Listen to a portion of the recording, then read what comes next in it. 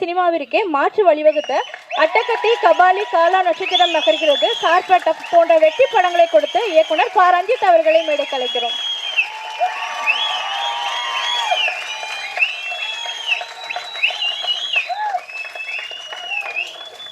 தற்போது கலந்துரையாடல் ஆரம்பமாகிறது.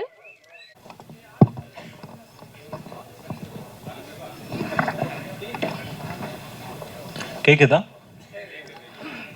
வணக்கம். திரைப்பட விழாக்கள், ஃபிலிம் ஃபெஸ்டிவல் அப்படின்றது சினிமா பார்த்து முடிச்சுட்டு அதோட முடியாமல் ஒரு ஒன்வே கம்யூனிகேஷனாக ஃபில்ம் மேக்கருக்கு முடியாமல் அது ஒரு எக்கோ சேம்பராக இல்லாமல் ஒரு உரையாடலாக நீடிக்கிறதுக்கு இன்டலெக்சுவல் சொசைட்டியோட பேசுகிறதுக்கும் சரி, அந்த ப்ராக்கெட்டை பெருசாக்கிறதுக்கும் ஃபிலிம் ஃபெஸ்டிவல்ஸ் ஒரு பெரிய பிளாட்ஃபார்மாக இருக்குது. அந்த ஃபிலிம் ஃபெஸ்டிவல்குள்ள ஒரு சப் ஃபார்மேட்டாக பேனல் டிஸ்கஷன் அப்படின்றது, கலந்துரையாடல் அப்படின்றது ரொம்ப தேவையான ஒரு விஷயமா இருக்குது. அதுக்கு வருஷம் நான் பார்த்துட்டே இருக்கேன். பேனல் டிஸ்கஷனுக்கு இயர் 1ல் நான் பார்க்கும்போது பிகே ரோசி ஃபிலிம் ஃபெஸ்டிவலில் இவ்வளோ இது இல்லை. பட் போக போக உரையாடலை கவனிக்கணும் அப்படின்ற ஆர்வம் மக்கள்கிட்ட பெருகிட்டு வருது. அதனால் ஃபஸ்ட்டு உங்களுக்கே நீங்கள் கிளாப்ஸ் பண்ணிக்கோங்க.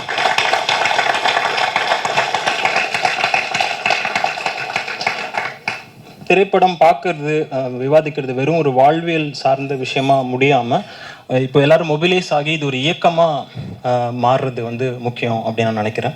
இன்றைக்கி நம்ம டாபிக் வந்து தலித் சினிமா.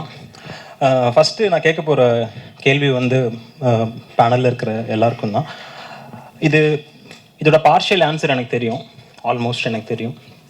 ஆனால் இந்த டிஸ்கஷனோட டிரெக்ஷனுக்கு ஹெல்ப் பண்ணுறதுக்கு இந்த கொஷின்லேருந்து தான் ஸ்டார்ட் பண்ணணும் அப்படின்னு எனக்கு தோணுது. அது தலித் சினிமான்னு சொல்கிறோம், தலித் லிட்ரேச்சர் அப்படின்னு சொல்கிறோம், தலித் ஆர்ட், தலித் மியூசிக் அப்படின்னு சொல்கிறோம். அதே மாதிரி black cinema, black literature.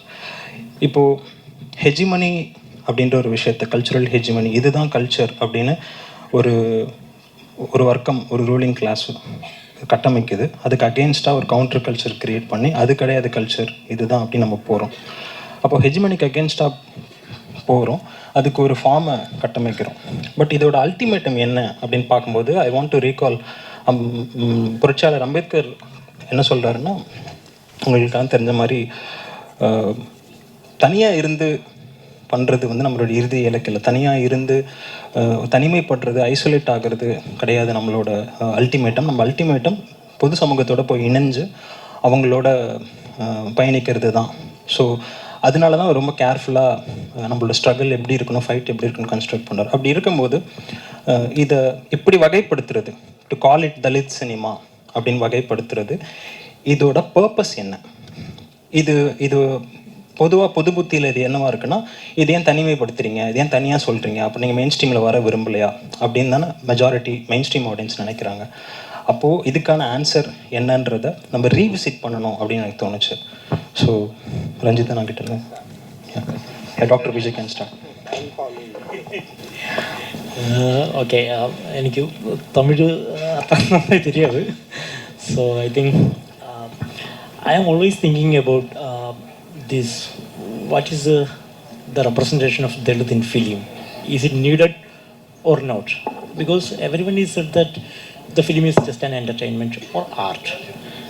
There is no space for any categorization, like any community categorization. It's just like a reservation, many people are saying. But when I revisiting all these films produced all around the year in many languages, I thought that what is the position of Dalit in film? It's both on screen and off screen. In on screen, how we are taking these subjects. We are making around 2,000-3,000 films per year in India. In regional also, many films we are producing. But how many films are portraying the real issues of Dalit issues? Dalit issues are there in the society. That's a reality. We can't able to deny it. It is more or less different in each district, but still it is there. But on screen, how we are portraying these Dalit issues in film? even in the mainstream films or in the parallel films. How many films we are addressing these issues? That's a very important question, because the representation is very important. We are talking about all the people's issues, all the political issues, everything. But how many films are addressing the Dalit issues in a realistic way and in a core? It's in a core issue how many films are portraying. And some films are portraying these issues in another manner. It's vulgarizing the society, this community. Even I'm representing from Malayalam. Even in Malayalam films earlier, when a commercial film is portraying any Dalit people, then these Dalit people have some peculiarities. He is coming from a colony. He is having all the criminal backgrounds and everything. So they are portraying these people in a bad way. So presenting the on screen in a real core of Dalit issue is very important in every aspect in the mainstream film and also in the parallel films. And when we are talking about the off screen, how many Dalit directors are here in? I said that there is around 3,000 films are producing. We have around 100-year history of film. How many Dalit directors are here in all these languages? They are continuously making films. Sometimes 1 hour films they are making. And how many the representation from Dalit community? How many are in the actor side? How many people are in the other side, like the technical side, the editor, the key technical side, the cinematographer? When you are counting, it is very less. So the representation is very much important. As like the reservation, the representation of these people is very important in art also, because they are the real artists. The Dalits are the real artists. Then how we can keep away them from these our mainstream films and our industry? That's a question. So I believe that this is a need. We should address these issues in its real issues. We need to address in the film, both on screen, and we need more people to come out in all the technical side, including the director, scriptwriter, everything, everywhere, including the artist. One more thing I add that this festival is named as Rosy Film Festival. So unfortunately in Kerala there is no festival on Rosy's name. So we didn't remember Rosy. Actually, we didn't remember. We asked the government many times that the government should do something in memorial of Rosy, but nothing has happened. So it's happened in Chennai. That's a strange situation, right? Why it has happened? That's also we need to analyze how it has happened. It's because of some people are coming forward like Ranjit brother. He's coming out to conduct a festival, and he thought to name this festival as Rosy. But in Kerala, even I didn't able to start a festival there in the name of Rosy, because the culture is very different there. So there is many issues.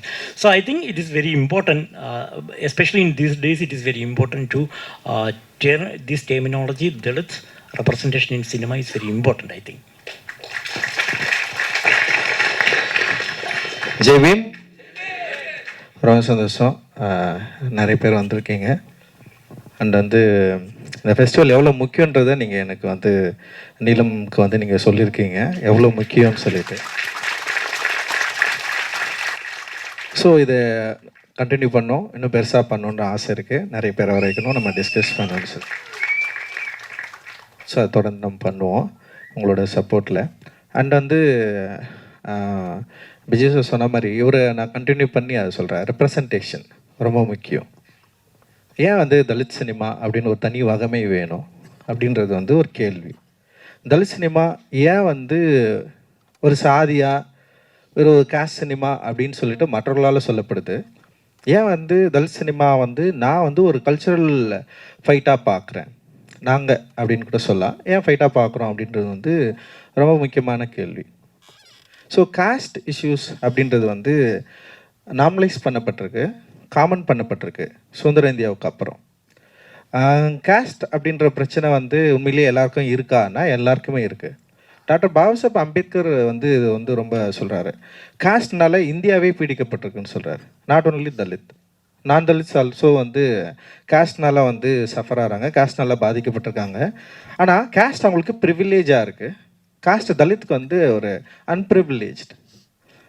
So இந்த 2 டிஃப்ரென்ஸை வந்து நம்ம புரிஞ்சுக்கணும் அப்படின்றது தான் அவரோட விருப்பம். So இதை வந்து நம்ம வந்து இப்போ அவர் கிரேடர் இன்இக்வாலிட்டின்னு கூட ஒரு வார்த்தையை வந்து பயன்படுத்துகிறாரு. அதை பற்றி நிறைய எழுதியிருக்காரு. ஒவ்வொரு கிரேடுக்குள்ளேயும் இன்இக்வாலிட்டி இருக்குது அப்படின்னு சொல்கிறார்.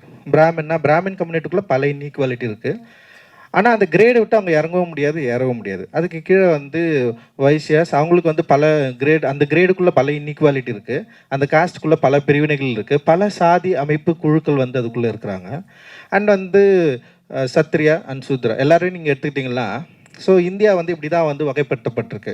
ஒரு வர்ண சாஸ்திர அடிப்படையில் 4 வர்ணமாக பிரித்து 4 வர்ணமும் ஜாதியாக வந்து மாற்றி 4 வர்ண ஜாதிக்குள்ளே பல வேறுபாடுகள் இருக்குது. இப்போ வந்து சத்திரிய சமூகம் அப்படின்னு சொன்னால் அதில் பல காஸ்ட் டிஃப்ரென்ஸ் இருக்குது. சூத்திரர்கள்னால் அதுக்குள்ளே நான் மேலே நீ கீழேன்னு சொல்லிட்டு பல வகைமே இருக்குது. ஸோ இவங்க எல்லாருமே சேர்ந்தது வந்து ஒரு வர்ண சமூகத்தார் அப்படின்னு சொல்லிட்டு அம்பேத்கர் வந்து சொல்ல, இவங்க வந்து வர்ண சமூகத்தார்.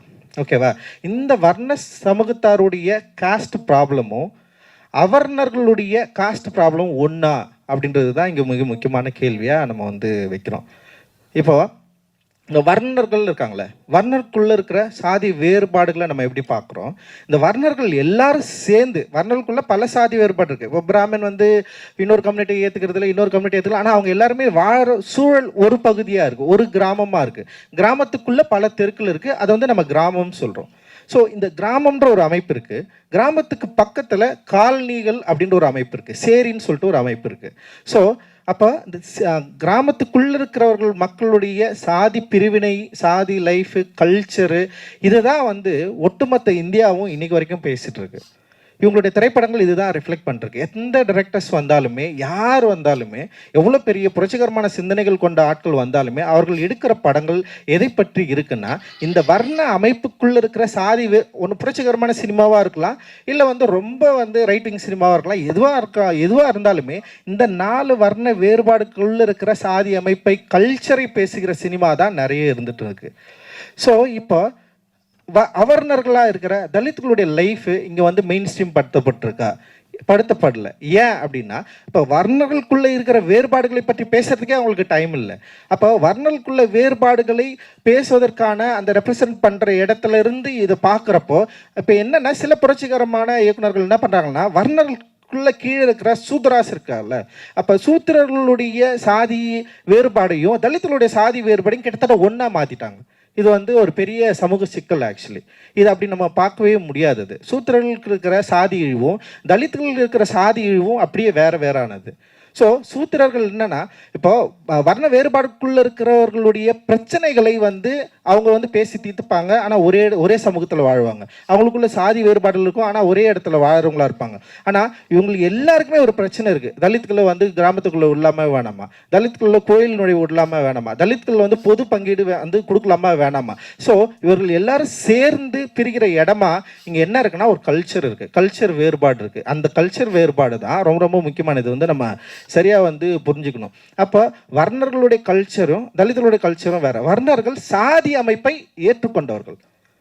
வர்ணர்கள் நீ வந்து பிராமினு, நான் வந்து நாடாரு, நான் வந்து இவன் வந்து இது தேவர், நான் வந்து இந்த சாதி, நீ வந்து இந்த சாதி, வா செட்டியார வாங்க உட்காருங்க, நான் செட்டியார நல்லா இருக்கிறீங்களா, வா முதலியாரே நல்லா இருக்கிறீங்களா என்று சாதி அமைப்பை விரும்பி ஏற்றுக்கொண்டவர்கள் தான் வர்ணர்கள். அப்போ இந்த வர்ணர்கள் சாதி அமைப்பை ஏற்றுக்கொண்டார்கள். அப்போ அவங்களுடைய கல்ச்சர் வேற. ஆனால் தலித்துகள் இந்த வர்ண அமைப்பையே நிராகரித்தவர்கள். இந்த வர்ண அமைப்புக்குள்ள நாங்கள் இல்லை, இந்த சாதி வேறுபாடுக்குள்ள நாங்கள் இல்லை, இந்த சாதி வேறுபாடு, இந்த சாதியே எங்களுக்கு தேவையில்லைன்னு சொல்லிட்டு சாதி அமைப்பை முற்றிலுமாக எரித்தவர்கள் தான் வந்து தலித்துகள். அப்போ தலித்துகளுடைய நம்பிக்கை என்பது ரொம்ப பண்பாடா சாதிக்கு எதிரானது. அப்போ வர்ணர்களுடைய பண்பாடு என்பது அடிப்படையில் சாதிக்கு ஆதரவானது. இதை நம்ம புரிஞ்சுக்கிட்டோம்னா, ஏன் தலித்துகளுக்கு தனித்த குரல் வேணுன்றதை வந்து நம்மளால் ஈஸியாக புரிஞ்சிக்க முடியும். அப்போ வர்ணர்களால் தங்களுடைய பிரச்சனைகளிலிருந்து தங்களுடைய பார்வையிலிருந்து சாதி அமைப்பை ஏற்றுக்கொண்டவர்கள், சாதி நிலத்தில் வாழ்பவர்கள், தனித்தனி தெருக்களாக இருந்தாலுமே வந்து ஒன்று கூடி பேசுபவர்கள், ஒன்று கூடி திருவிழாவை கொண்டாடுபவர்கள், இப்படி எல்லாமே இருந்தாலுமே யாரை தெருக்குள்ளே விடக்கூடாது, யாரை கோயிலுக்குள்ளே விடக்கூடாது, யார் கூட அகமண முறை இருக்கக்கூடாது அப்படின்னு சொல்லிட்டு ஒரு ஸ்ட்ரிக்ட் ரூல்ஸை, கல்ச்சரை ஃபாலோ பண்ணுறவங்க அவங்க. ஸோ அந்த கல்ச்சருக்கு எதிரானவர்கள் தான் வந்து தலித்துகள். ஸோ இந்த எதிராக இருக்கிற அந்த கல்ச்சரை ரொம்ப ரொம்ப அவங்க வந்து ரொம்ப அடிப்படையில் இந்த கல்ச்சருக்கே எதிராக இருக்கிறதுனால ஸோ இவர்களோட குரல்கள், வாழ்க்கை, லைஃப், கல்ச்சர் எல்லாமே டோட்டல் டிஃப்ரெண்ட்டு. ஸோ இது என்ன ஆச்சுன்னா நாளடைவில் லைக் வந்து என்னென்னா ரொம்ப நம்ம வந்து மக்களுக்கான ஒரு சமூக நீதியை நம்ம பேசுகிறோம், சமூக தளத்தில் வந்து நம்ம எல்லாரும் ஒன்று அப்படின்ற பேசுகிறதுல என்ன ஆச்சுன்னா இந்த ஜாதி வேறுபாடை, இந்த கல்ச்சர் வேறுபாடை எல்லாருமே என்ன பண்ணுறாங்க, சுருக்கி ஒன்றா பார்க்க ஆரம்பிச்சிட்டாங்க. ஸோ இது வந்து நம்ம எல்லாரும் ஒன்றா பார்க்கணும் அப்படின்றப்போ இங்கே தான் பிரச்சனையே ஸ்டார்ட் ஆகுது. அப்போது சாதி வேணான்றவங்களுக்கும் ஒரு குரல் இருக்குதுல்ல, அந்த குரலும் சாதி வேறுபாடுகளை கலைஞர்களோட குரலும் ஒன்றா மாறிடுச்சு. இது டாக்டர் பாபா அம்பேத்கர் இது வந்து என்ன பண்ணாருன்னா இதில் அதாவது என்னென்னா அனிகலிஸ்ட் ஆஃப் காஸ்ட்டில் இதை பற்றி தான் பயங்கரமாக பேசியிருப்பார் அவர். அனிகலிஸ்ட் ஆஃப் காஸ்ட், சாதியை அழித்தொழித்தல் அப்படின்ற புத்தகம் முழுக்க முழுக்க தலித்துகளுக்கு எழுதப்பட்டது கிடையாது, நான் தலித்துக்காக எழுதப்பட்ட புத்தகம் அது. ஸோ அந்த புத்தகத்தில் என்ன சொல்கிறாருன்னா உங்கள் நால் வர்ண வேறுபாடுகளை சரி பண்ணுவதற்கு சில சீர்திருத்த ஐடியாக்களை அவர் வந்து சொல்கிறாரு. ஓகே, அந்த ஐடியாக்களை வந்து தலித்துகளுக்கு அவருக்கு எப்பவுமே இம்போஸ் பண்ணவே இல்லை. தலித்துகளுக்கு என்ன கொடுக்குறாருன்னா முழு விடுதலைக்கான வழி சொல்கிறார். போல செய்தல்னு சொல்கிற ஒரு விதியின் மூலமாக நால் வர்ணவர்கள் இருக்கிற அந்த அமைப்பு அவங்க வந்து விரும்பி ஏற்றுக்கிட்டாங்க. அந்த ஏற்றுக்கிட்ட அவங்க வந்து அந்த ஜாதியை வந்து ப்ராக்டிஸ் பண்ணுறாங்க. அது போல் தலித்துகள் இன்னைக்கு மாறிக்கொண்டிருக்கிறார்கள். அது போல் தலித்துகள் தங்களை சாதியாளர்களாக காட்டிக்கொண்டிருக்கிறார்கள்.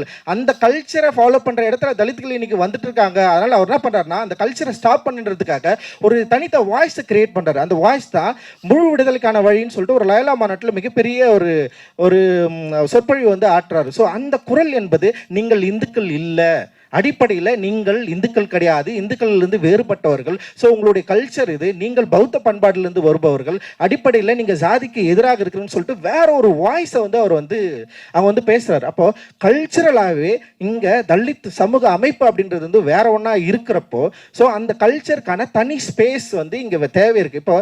இப்போ இந்த இடத்துல தான் நம்ம வந்து என்ன பண்ணோம், இந்த சினிமாவை வந்து நம்ம வந்து இங்கே வந்து கனெக்ட் பண்ணலாம். இது வந்து என்னென்னா சமூக ஒரு அரசியல் ரீதியாக, ஒரு சமூக அரசியல் ரீதியாக என்ன பிரிவினை இருக்குது இந்த ரெண்டு சமூகம், இந்த சமூகம் ரெண்டா இருக்குன்றதை நம்ம வந்து புரிஞ்சுக்கணும். இப்போ சினிமான்னு வரப்போ சினிமாவில் வந்து இது என்னவா இருந்தது, இங்கே சினிமாவில் வந்து எப்படி இந்த சினிமாக்கள் எடுக்கப்பட்டிருக்கு. ஸோ சினிமாவை நீங்கள் ஆராய்ச்சி செய்கிறப்போ தலித்துகளுடைய வாய்ஸ் இங்கே என்னவா இருக்கு. ஆனால் தலித்துகளுடைய வாய்ஸை விட, தலித்துகளுடைய ப்ரெசன்டேஷனை விட, அவங்கள வந்து ஒரு காட்டுறதை விட இங்கே வந்து பல முக்கிய பிரச்சனைகள் இருந்திருக்கு. இங்கே தலித்துகளுடைய பிரச்சனையை விட இங்கே ஒரு காமன் சொசைட்டியில் பல பிரச்சனை, எக்ஸ்ப்ளாய்டேஷன் இருக்குது, பெண் பிரச்சனை இருக்குது, அந்த ஊழல் இருக்குது, எக்கச்சக்கமான பிரச்சனை இருக்குது, அதுலேயே ஜாதி வேறுபாடு இருக்குது, வர்க்க வேறுபாடு இருக்குது, இவ்வளோ பிரச்சனைகள் இருக்கிறப்போ இவர்கள் எல்லோரும் சேர்ந்து இப்போ தலித்தை வந்து ஒரு கேரக்டராக மாற்றுறப்போ அவங்களுக்கு வந்து அதோட வேல்யூவை கிரியேட் பண்ண முடியாமல் போயிடுச்சு. Because of the cultural problem. அவங்களால இந்த கல்ச்சரை சரியாக புரிஞ்சிக்கவே முடியல. தலித்துகளுடைய நிலத்தை அடிப்படையாக வைத்து அவர்களுடைய என்ன சொல்கிறது, அவர்கள் நிலம், அவர்களுடைய வாழ்க்கை, அவங்களோட கல்ச்சரை அடிப்படையாக வைத்து அவர்களால் தனித்த ஒரு கேரக்டரையோ தனித்த ஒரு கதையையோ உருவாக்க முடியல. அப்படி உருவாக்கியவர்கள் எப்படின்னா ஒரு ஜாதி இந்துக்களோட மனநிலையிலேருந்து தலித்துகளுடைய வாழ்க்கையை வந்து பார்த்துருக்காங்க. முழுக்க முழுக்க தலித்துகளோட அடிப்படையில் அவர்களுக்கு என்ன வேணுன்றத டிமாண்டின் அடிப்படையில், அந்த நிலத்தோட தேவையின் அடிப்படையிலிருந்து அவங்க அந்த சினிமாவையோ அந்த லைஃப்பை அவங்க பார்க்கவே இல்லை. ஸோ இங்கே தான் அப்போ தான் ஒரு தலித்துகளுக்கென்று ஒரு தனித்த குரல் இங்கே தேவைப்படுது. அந்த குரல் என்னென்னா அடிப்படையில் இங்கே மெயின் ஸ்ட்ரீமில் இருக்கிற இங்கே இருக்கிற கேஸ்ட் இண்டஸ்ட்ரி உருவாக்குற இல்லை புரட்சிகர மனநிலையிலேருந்து உருவாக்குற நிறைய ரொம்ப ஃபார்வர்டான டிரெக்டர்ஸ் கூட வந்து இந்த படங்களை பார்க்குற பிரச்சனைகள் இருந்தது. ஸோ அந்த பிரச்சனைகளை நம்ம சரியாக புரிஞ்சிக்கலாம்னா நிறைய படங்கள் அதுக்கு வந்து நம்ம வந்து உதாரணங்கள் சொல்லலாம். குறிப்பாக இந்தியில் உருவான வந்து இந்த ஆர்டிகல் 15 வந்து அந்த படம் வந்து ரொம்ப ரொம்ப முக்கியமானது. ஸோ இந்த மாதிரியான படங்களை பார்க்குறப்போ அப்போ தலித் கதாபாத்திரங்கள் அங்கே என்னவா இருக்குது, அப்போ யார் அங்கே மைய கதாபாத்திரமாக இருக்குது, ஒரு தலித் இஷ்யூவை யார் வந்து ஹேண்டில் பண்ணுறாங்க, எந்த வியூவில் அது வந்து பார்க்கப்படுது அப்படின்னு பார்க்குறப்போ ஏன் கோராவுடைய பாயிண்ட் ஆஃப் வியூலேருந்து அந்த கதை சொல்லப்படலை, ஏன்னா கோரா ஏன் அவருக்கு அந்த டைரக்டருக்கு ஏன் அது தோணலை, ஏன்னா அது தோன்றதுக்கான வாய்ப்பு இல்லை. ஏன்னா அவர் பேசிக்காக அந்த கல்ச்சர்லேருந்து வரல. அப்படி வந்திருந்தானா ஒருவேளை வந்து கோராவிலிருந்து அந்த சமூகத்தை அவர் பார்த்துருப்பாரு. அந்த பாயிண்ட் ஆஃப் வியூ வேறு, அப்படியே டிஃப்ரெண்ட். அது நீங்கள் ஒரு ப்ரிவிலேஜான ஒரு சமூகத்திலிருந்து ஒரு வியூ வைக்கிறீங்களா, அதை விட அன்பிரிவிலேஜ்லேருந்து ஒரு தலித் லைஃப்லேருந்து ஒரு சமூக பார்வை அப்படின்றது வந்து இந்த உலகத்தை வேறு மாதிரி பார்க்க வந்து இந்த இந்தியாவையே வேறு மாதிரி பார்க்க நமக்கு வந்து வேற ஒரு வியூ வந்து ஓப்பன் ஆகும். ஸோ இது ரொம்ப முக்கியமானது. இதனால தான் தலித் வகமை அப்படின்றது வந்து ரொம்ப அவசியமானது அப்படின்னு நம்ம வந்து சொல்கிறோம். ஸோ ஒரு கதாபாத்திரத்தை உருவாக்குவது, ஒரு லைஃப்பை உருவாக்குது அப்படின்னு வெறுமனே உணர்ச்சி வசப்பட்ட மனநிலிருந்து, இல்லை வெறுமனே அவங்கள பற்றி நம்ம வந்து பேசுகிறோம் அப்படின்ற மனநிலிருந்து உருவாகாமல் ஒரு கல்ச்சரை அடிப்படையாக கொண்டு ஒரு கதாபாத்திரமோ கதையோ உருவாகணும்னா அந்த கல்ச்சரை நீங்கள் அடிப்படையாக படிக்கணும். அப்போ அந்த கல்ச்சரை அடிப்படையாக படிக்கணும்னா இங்கே 2 டிஃப்ரெண்ட் கல்ச்சர் இருக்கிறது அப்படின்றத நம்ம வந்து புரிஞ்சுக்கணும். ஒன்று சாதியை ஏற்றுக்கொண்டவர்கள், இன்னொன்று சாதியை எதிர்த்தவர்கள், இல்லை சாதியினால் பாதிக்கப்பட்டவர்கள் அப்படின்ற 2 வகமை இங்கே இந்திய சமூகத்தில் இருக்குது. அந்த 2 வகமையை நம்ம சரியாக புரிஞ்சுக்கிட்டோம்னா குறைந்தபட்சம் ஓரளவுக்கு அண்டர்ஸ்டாண்டிங்கோட இந்த லைஃப்பை நம்மளால் பண்ண முடியும். ஸோ இந்த அண்டர்ஸ்டாண்டிங் இல்லாதனால தான் தலித்தில் எடுக்கிறது அப்படின்றது வந்து மிக முக்கியமான தேவையாக இங்கே இருக்குது. ஸோ இன்னொரு பாயிண்ட் ஆஃப் வியூ விட இப்போ வந்து தலித் லைஃப்லேருந்து ஒருத்தர் வந்து தலித் லைஃப்பை எடுக்கிறது, இந்த மாதிரி ஒன்று கல்ச்சர்லேருந்து நான் வரேன், இது என்னுடைய சினிமா, இது நீங்கள் பார்க்கணும், இது ஒரு கல்ச்சர் பேஸ்டு ஃபைட், இது it is not against only for caste. நீ வந்து வெறுமனே இது கேஸ்டாக பார்த்துட்ட. அந்த கேஸ்ட்டும் எப்படின்னா சூத்திர ப்ளஸ் வந்து தலித்துகளையும் ஒரே மாதிரி வச்சு பார்க்குற இடத்துல நீ இதை பார்த்துட்ட. இது கிடையாது. இது சூத்திரர்கள் என்பவர்கள் வந்து முழுக்க வர்ண சமூகத்துக்குள்ள இருக்கிறாங்க. வர்ண சமூகத்துக்கு வெளியே இருக்கிற தலித்துடைய கல்ச்சர் அப்படியே வந்து வேற ஒன்றா இருக்கு. ஸோ இதை அப்ராப்ரியேட் பண்ண இடத்துல இருந்து நம்ம ஃபைட் வந்து ஸ்டார்ட் ஆகுது. ஸோ இந்த ஃபைட் எங்கே ஸ்டார்ட் ஆகுதுன்னா லைக் ரைட் விங் டைரக்டர்ஸ் நிறைய பேர் படம் எடுத்துட்டாங்க, அவங்களை குறித்து கூட இந்த ஃபைட் வந்து ஸ்டார்ட் ஆகல. இப்போ இந்த கன்சர்ன் இருக்கிற ஒரு டைரக்டர்ஸ் கிட்ட இருந்து இந்த பிரச்சனையை நம்ம சரியாக புரிஞ்சிக்க வேண்டிய, சொல்ல வேண்டிய தேவை இருக்குது. அப்படி சொல்கிறப்ப அவங்களுக்கு ரொம்ப வெளிப்படையாக ஒரு கோவம் வருது. ஏன் நாங்கள் வந்து பேசவே கூடாதா, நாங்கள் இதை பற்றி பண்ணக்கூடாதா, ஏன் எங்களுக்கு வந்து ஒரு சமூகத்து மேலே கன்சர்ன் இல்லையா அப்படின்ற பெரிய கோவம் இருக்குது. அந்த கோவத்தை சரியாக புரிஞ்சிக்க வேண்டிய தேவை இருக்குது. நான் அதை புரிஞ்சுக்கிறேன். ஆனால் அந்த கோவத்தின் பின்னாடி இருக்கிற என்ன சொல்கிறது, ஒரு அறிவற்ற தன்மைன்னு சொல்கிறேன், இந்த பண்பாடை சரியாக புரிந்துக்காத ஒரு தன்மை இருக்குது. அந்த பண்பாடை சரியாக புரிந்துக்கிறப்போ இந்த தலித் வகமை எவ்வளோ அவசியமானது, எப்படி இந்த தலித் வகமையிலிருந்து வருகிற குரல்கள் எவ்வளோ முக்கியமானது, இது ரொம்ப தேவையானது. இது ஐடென்டிட்டி பாலிடிக்ஸ் கிடையாது, இது ஒரு கல்ச்சுரல் பாலிடிக்ஸ். இந்த கல்ச்சுரல் பாலிடிக்ஸ் அதோட வாய்ஸை நம்ம சரியாக புரிஞ்சுக்கணும் அப்படின்றத வந்து நம்மளால் வந்து இங்கே வந்து புரிஞ்சுக்க முடியும் அப்படின்னு நான் நினைக்கிறேன். ஸோ இதுதான் நம்ம தொடர்ந்து கிளாஸுக்கு போவோம்.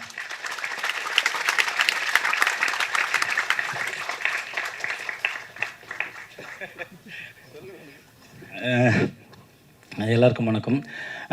நான் படம் எடுக்கிறது அந்த மாதிரியான விஷயங்கள் எங்கேருந்து ஸ்டார்ட் ஆகுது, நம்ம சில புத்தகங்கள் படிக்கிறோம், ஓகேங்களா.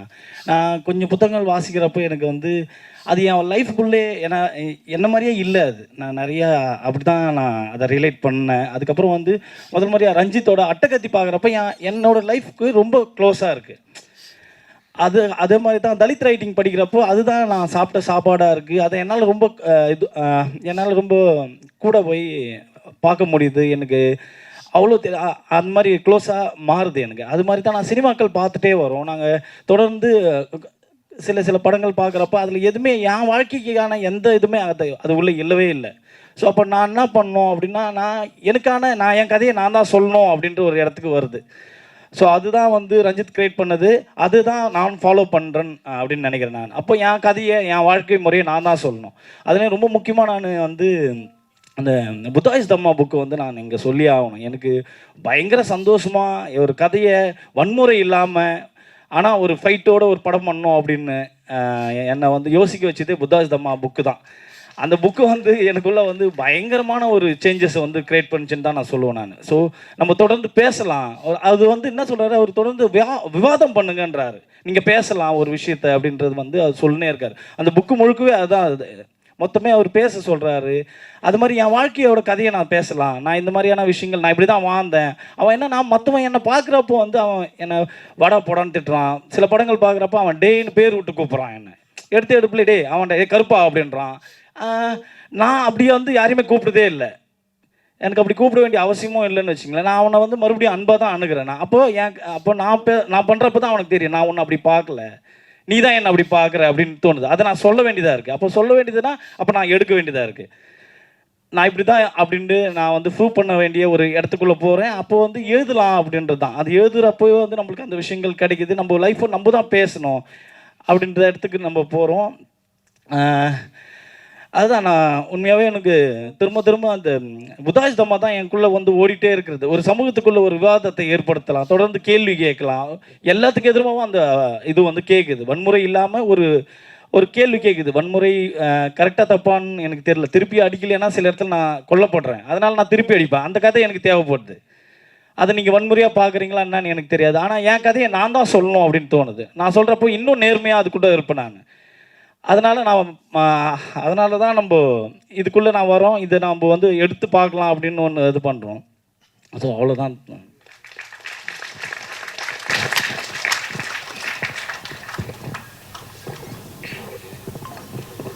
ரொம்ப நியான்ஸ்டான ஒரு பொலிட்டிக்கல் தியரி மாதிரி, கிளாஸ் மாதிரி தான் இருக்குது ரஞ்சித்தன் இவ்வளோ பேசும்போது. அப்போது நுணுக்க அரசியல் விஷயங்களாக அது இருக்குது. இந்த படிப்பினைகள்லாம் வந்து கொஞ்சம் கொஞ்சமாக இவால்வ் ஆகுது. ஆல்ரெடி டாக்குமெண்ட் இல்லாத விஷயங்களை புதுசாக டாக்குமெண்ட் க்ரியேட் பண்ணுறதா நான் பார்க்குறேன் இந்த இயக்கத்தில். இப்போ சினிமான்னு பார்க்கும்போது இப்போது காலாலையும் இதே மாதிரி ஒரு நிலம் உனக்கு அதிகாரம், நிலம் எங்களுக்கு வாழ்க்கை அப்படின்னு சொல்லும்போது அந்த இடத்துல அது ஒரு மெயின் ஸ்ட்ரீம் ஆடியன்ஸ்க்கு புரிஞ்சிருது. நிலம் வந்து உனக்கு அதிகாரம் எனக்கு வாழ்க்கைன்னு சொல்கிறாங்க, அதோட இன்னோவேட்டிபிலிட்டி பேசுகிறாங்கன்னு காமன் ஆடியன்ஸ்க்கு வந்து எஞ்சி போயிடுறாங்க. ஆனால் அதுக்குள்ளே பெரிய டயலெக்டிக்கல் மீனிங் இருக்குது. அது ஒரு 2 மார்க் கொஷினே இல்லை, அது ஒரு 10 மார்க் கொஷின். லேண்டு வந்து எப்படி ஒரு இதுவாக இருக்குன்னு. ஆனால் அது அங்கே காலா படத்தில் ரஞ்சித் அவருக்கு சொல்ல வந்து அவ்வளோதான், அந்த ஃபார்மில் இடம் இருக்குது. ஏன்னா அதுக்கப்புறம் கதையை நகர்த்தி கொண்டு போகணும். அப்போ சினிமான்ற இந்த ஃபார்ம், இந்த வடிவம் வந்து எங்கெங்கெல்லாம் உங்களை லிமிட் பண்ணுது. இந்த நுணுக்கமான சில அரசியல்களை, அதாவது சாதி வேற்றுமை தப்பு அப்படின்ற கிளாரிங்கான விஷயத்தெல்லாம் வந்து நம்ம ஈஸியாக சொல்லிடுறோம். ஜெண்டர் ஈக்குவாலிட்டி பற்றி சொல்லிடுறோம். பட் இதெல்லாம் இப்போது ரஞ்சித் அவர் சொன்ன மாதிரி எப்படி ஓபிசிஸோட ஸ்ட்ரகிளும் தலித்ஸோட ஸ்ட்ரகிளும் சவர்ணாஸோட ஸ்ட்ரகிளும் அவர்ணாஸோட ஸ்ட்ரகிளும் ஒன்றும் இல்லை, அதை அப்படி பார்க்கக்கூடாது, 2 பேரையும் காஸ்ட் ஒரே மாதிரி அப்படின்னு சொல்கிறாரு. அது வந்து நியான்ஸ்டாக இருக்குது, இட்ஸ் அகாடமிக்காக இருக்குது, அது வந்து ஒரு எலாபரேட்டாக இருக்குது. பட் சினிமான்ற ஒரு ஃபிக்ஷன் ஃபார்முக்குள்ளே அது வசனங்களாக கேமோஃப்ளாஷ் பண்ண முடியும், ஒரு கேரக்டரோட மென்டல் ஜர்னியாக கேமோஃப்ளாஷ் பண்ண முடியும். பட் சில இடங்களில் அதுக்கு இடம் இல்லை அப்படின்னு நான் அதை புரிஞ்சுக்கிறேன். இந்த சேலஞ்சை நீங்கள் எப்படி டீல் பண்ணுறீங்க பொதுவாக சொல்லணும்னு நினைக்கிறது?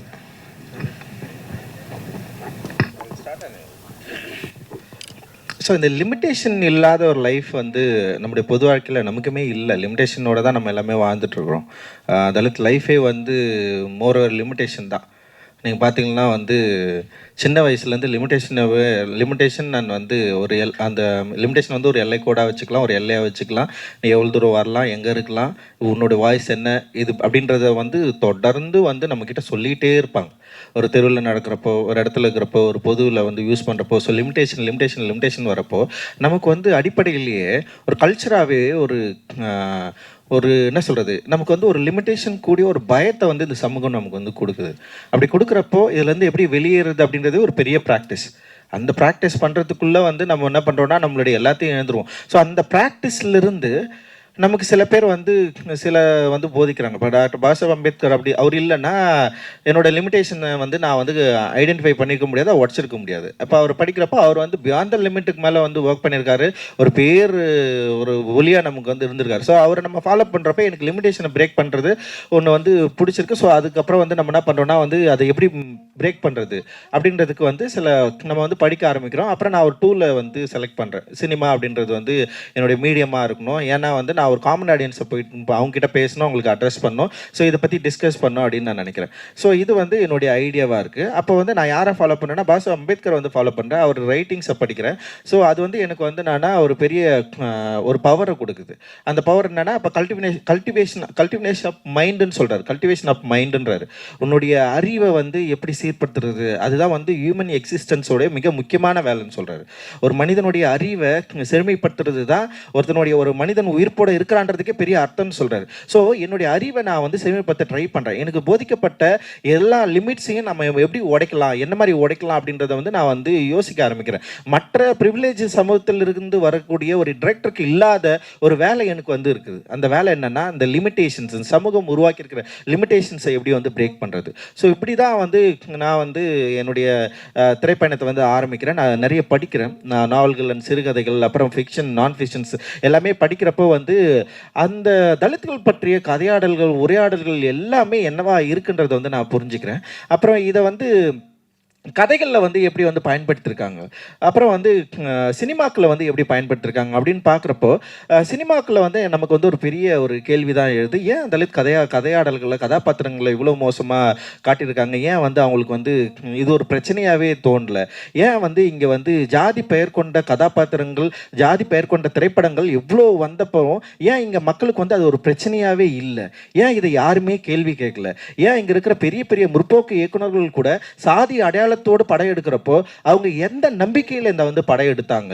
ஒரு புரட்சிகர சிந்தனையை வந்து பேசுறவங்க கூட நான் இங்கிருந்து வந்தவன், இந்த சமூகத்தை சேர்ந்தவன் சொல்லிட்டு லிமிட்டேஷன் இல்லாமல் அவங்களால எப்படி வந்து படம் எடுக்க முடிஞ்சது அப்படின்னு சொல்லிட்டு நம்ம யோசிக்கிறப்போ வந்து நமக்கு வந்து ஒரு பெரிய கேள்வி வருது. ஸோ அந்த மாதிரி டிரெக்டர்ஸ் கூட எப்படி தலித் கதாபாத்திரங்களை வந்து அவங்களுடைய படங்களில் வந்து பண்ணியிருக்காங்க அப்படின்னு யோசிக்கிறப்போ நிறைய கேள்விகள் வருது. ஸோ இந்த கேள்விகள் எல்லாமே என்ன பார்க்குதுன்னா வந்து என்னை வந்து திரைப்படம் நம்ம வந்து கதை எழுதணும், படம் எடுக்கணும்னு சொல்லுது.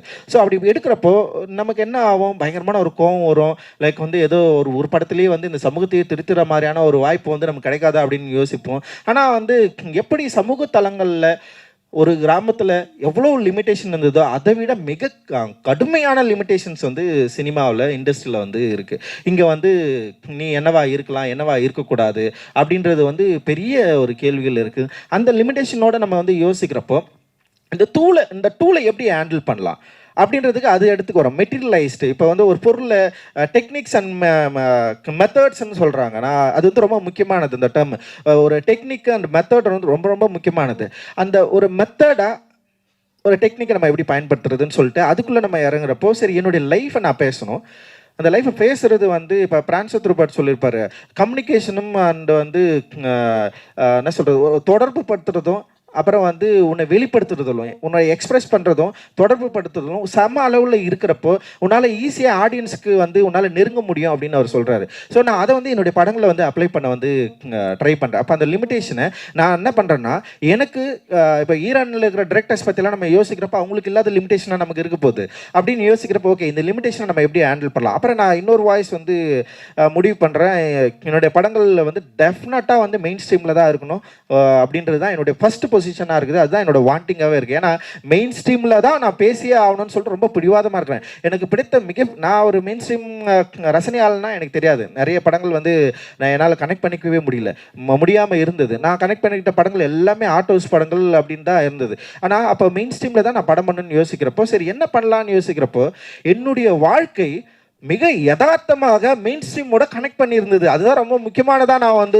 பார்க்குறேன். நான் மற்ற வாழ்க்கையை யோசிக்கிறத விட என்னுடைய கதை, என்னுடைய உலகம், என்னுடைய லைஃப் இருக்குல்ல, அந்த லைஃப்பில் இருக்கிற சுவாரஸ்யம் அவ்வளோ, கொண்டாட்டம் அவ்வளோ இருந்தது. அப்போது வெளியிலிருந்து தலித் லைஃப்பை எழுதினவங்க இருக்கிறாங்களே, இந்த வாழ்க்கையை ஏன் அவங்க பார்க்கலன்ற ஒரு கேள்வி அப்போ தான் உருவாச்சு. என்னுடைய வாழ்க்கை நான் சின்ன வயசுலேருந்து இருக்கிறேன். எனக்கு வந்து கஷ்டம் இல்லாமல் இல்லை, எனக்கு லிமிட்டேஷன்ஸ் இல்லாமல் இல்லை. ஆனால் அந்த லிமிட்டேஷன்ஸ்குள்ளே நான் விளையாடின அந்த லைஃப் இருக்குல்ல, இப்போ என் ஸ்கூலில் வந்து நான் 5வது வரைக்கும் நான் தான் லீடரு.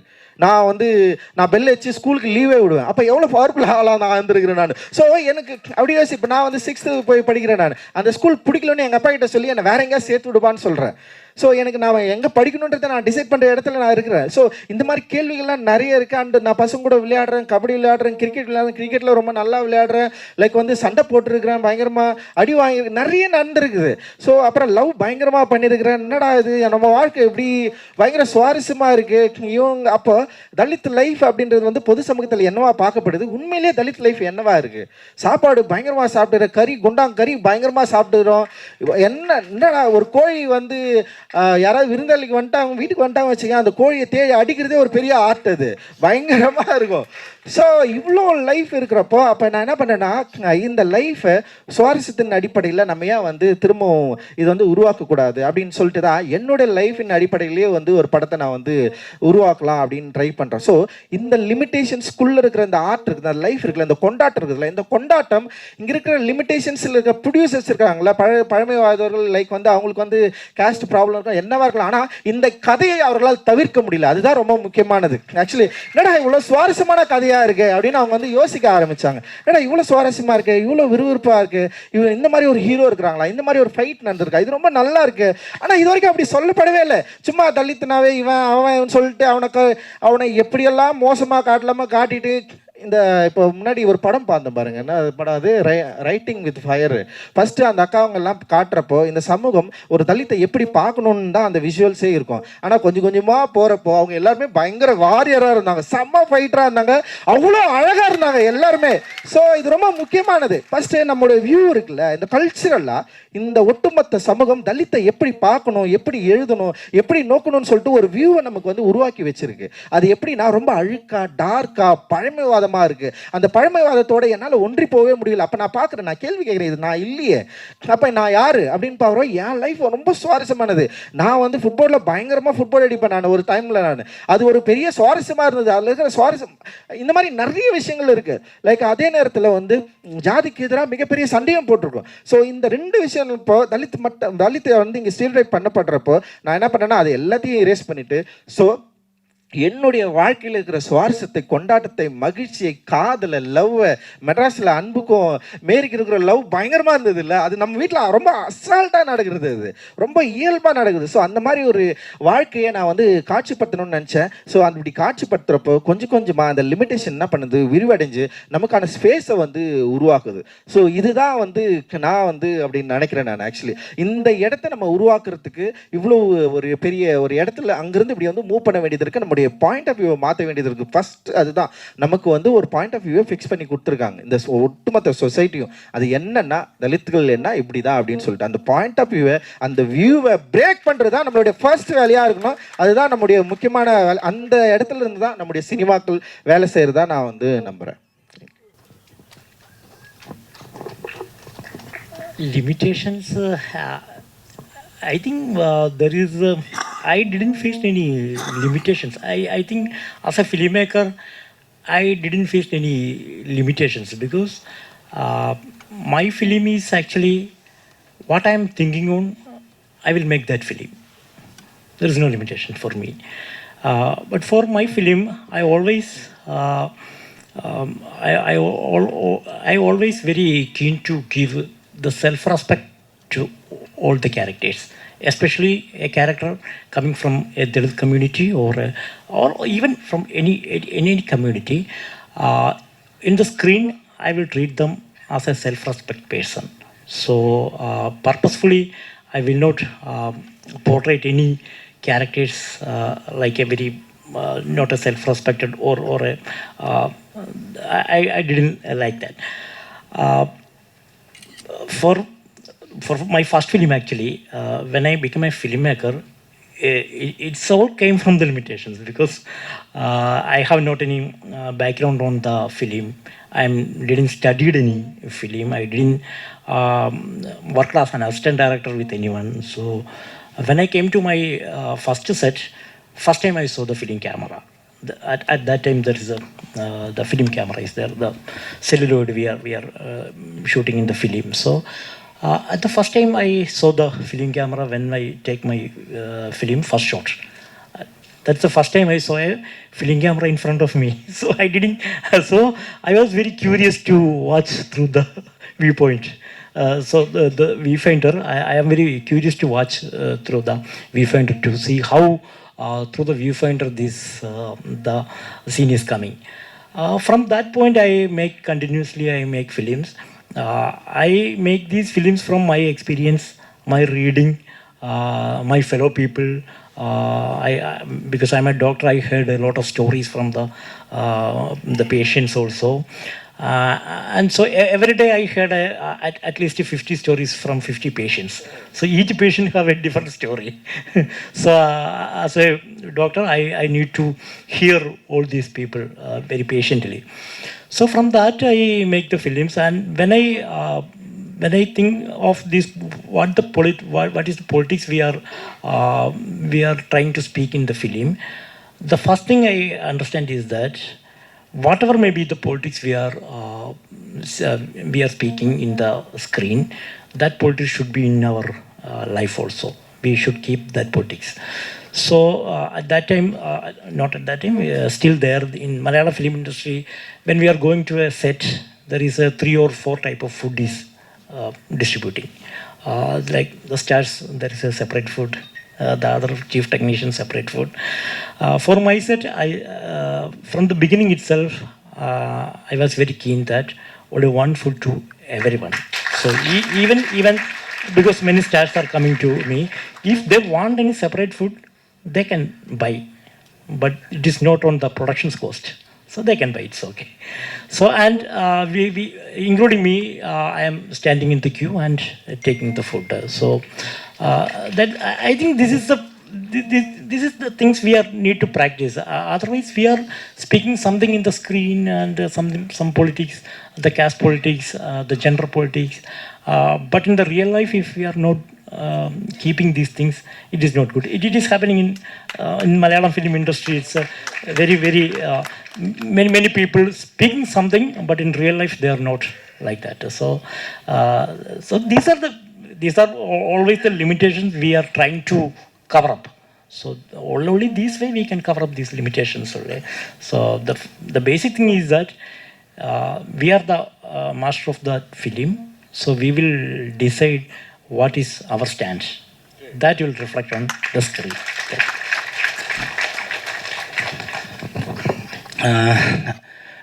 நான் வந்து ஊரை சுற்றுற ஒரு ஆள் தான். நான் அந்த ஊரை சுற்றுறதுலேருந்து தான் எனக்கு இந்த கதைகள் வந்து நான் எடுக்கணும் அப்படின்னு யோசிக்கிறேன் நான். ஆனால் இந்தியா முழுக்க வந்து காலனி இருக்குது, எல்லா இடத்துலையும் ஊர் காலனின்னு இந்தியா முழுக்க அது தவிர்க்க முடியாமே இருக்குது. சொல்கிறாங்க, நீ ஏன் இதை பற்றி பேசுகிற, நீ ஏன் ஜாதி பற்றி பேச போகிறீங்க, நீ ஏன் அதை பற்றி கேட்குறீங்க அப்படின்னு ஒரு கேள்வி வரப்போ எனக்கு என்ன, நான் ஏன் அதை பற்றி பேசக்கூடாதுன்னு நீ நினைக்கிற அப்படின்னு நான் உனக்கு திருப்பி கேட்குறேன். நான் ஏன் அதை பற்றி பேசக்கூடாது? இங்கே இல்லாத ஒன்று நான் பேசவே இல்லைல்ல. அது நான் என் படம் மூலிமா பேசலாம் அப்படின்னு யோசிக்கிறேன், ஓகேங்களா. ஆனால் வேறு ஒரு எனக்கு ஃபஸ்ட்டு புக்கு அந்த மோட்டார் சைக்கிள் டைஸ் தான் நினச்சேன். அந்த புக்கு தான் தினகர் கொடுத்தான் எனக்கு அந்த புக்கு. அது படித்த உடனே எப்படியாவது ஒரு புரட்சி பண்ணிடணும் இந்தியாவில் அப்படின்ட்டு ஒரு வெறி கொண்டு ஏதாவது பண்ண புரட்சியெல்லாம் நன்றெல்லாம் நினச்சிருக்கேன் நான். அது வந்து ஒன்றுமே நடக்கவே முடியல. அது எங்கே தடுக்குது அப்படின்னு ஒரு இடம் இருக்குல்ல, அது யார் தடுக்கிறாங்க, எதை தடுக்குது? அது கண்டிப்பாக ஜாதி தான் தடுக்குது. இங்கே ஜாதி இல்லை அப்படின்னு ஒருத்தன் வந்து உண்மையாகவே போய் ஃபேக்காக தான் வந்து சொல்லவே முடியும், ஓகேங்க. நான் கேள்வி என்ன வருதுன்னா, நீ ஏன் அதை பேசுகிறேன், ஏன் நீ அதை பேசுகிறேன்னு திரும்ப கேட்குறப்போ எனக்கு ஒரு நான் ஏன் அதை பேசக்கூடாது? நான் இல்லாத ஒன்றும் பேசலையே. நான் ஒரு ஆர்டிஸ்ட்டாக நான் பயங்கர ஜெனூனாக இருக்கேன், ஓகேவா. நான் வந்து நான் அதுக்கு எதிராக பேசினா தான் சில விஷயம் நடக்குது அப்படின்னு நான் யோசிக்கிறேன். அது பேசி ஆகணும்ல. அப்போ யார் பேசுவாங்க? அதுதான், அப்போ யார் பேசுவாங்க? நான் பேசணும், எனக்கு அது பேசணும்னு ஆசையாக இருக்குது. நான் வந்து தப்பாக எதுவும் பேசலை. நீ இப்படி இருந்துட்டு ஒருத்தனை போய் சாவிட்றான்னு நான் பேசவே இல்லை. நான் என்ன பேசுகிறேன்னா, இப்படி இருக்காத, இது வானா, இது விட்டேன்னா நீ அதை விட பெரிய இதுக்கு போகலாம் அப்படின்னு. அவன் எல்லா இடத்துலையுமே ஒரு சின்ன அவனுக்கு வந்து அவங்க மேலே ஒருத்தன் இருக்கான்னு அந்த அடுக்குமுறையை புரிஞ்சிக்காத ஒருத்தன் வந்து தொடர்ந்து ஒருத்தனை வந்து காலி பண்ணினே இருக்கான்ல. அப்போ அது ஏன் நடக்குதுன்னு தான் நம்ம யோசிக்கிறதா இருக்குது. திரும்ப நம்ம யார் பக்கம் நிற்க போகிறோம் அப்படின்ட்டு தான் யோசனையாக இருக்குது. நான் ஒரு தனி மனிதன் மேலே வந்து எனக்கு அம்பேத்கர் வந்து அதை சொல்லியே கொடுக்கல, போய் அவன் கூட சண்டை போடணும்லாம் சொல்லலை. புத்தர்மே அதுதான் சொல்கிறார், உன் கூட போய் நில்லு, அவனோட பிரச்சனையை பேசலாம் அப்படின்னு சொல்கிறாரு. ஸோ நம்ம வந்து இது எப்படி நம்ம கண்டுபிடிக்கவே முடியலைங்க. நீங்கள் எதனால் உனக்கு இந்த பிரச்சனை வருது, ஏன் உனக்கு இந்த பிரச்சனைலாம் நடந்துட்டு இருக்குன்றது இருக்குல்ல, அந்த ஹோல் கோர் என்னவா இருக்குது அப்படின்னா ஜாதியாக தான் இருக்குங்க. அது இல்லைன்னு யாராவது சொல்லவே முடியாது இல்லை.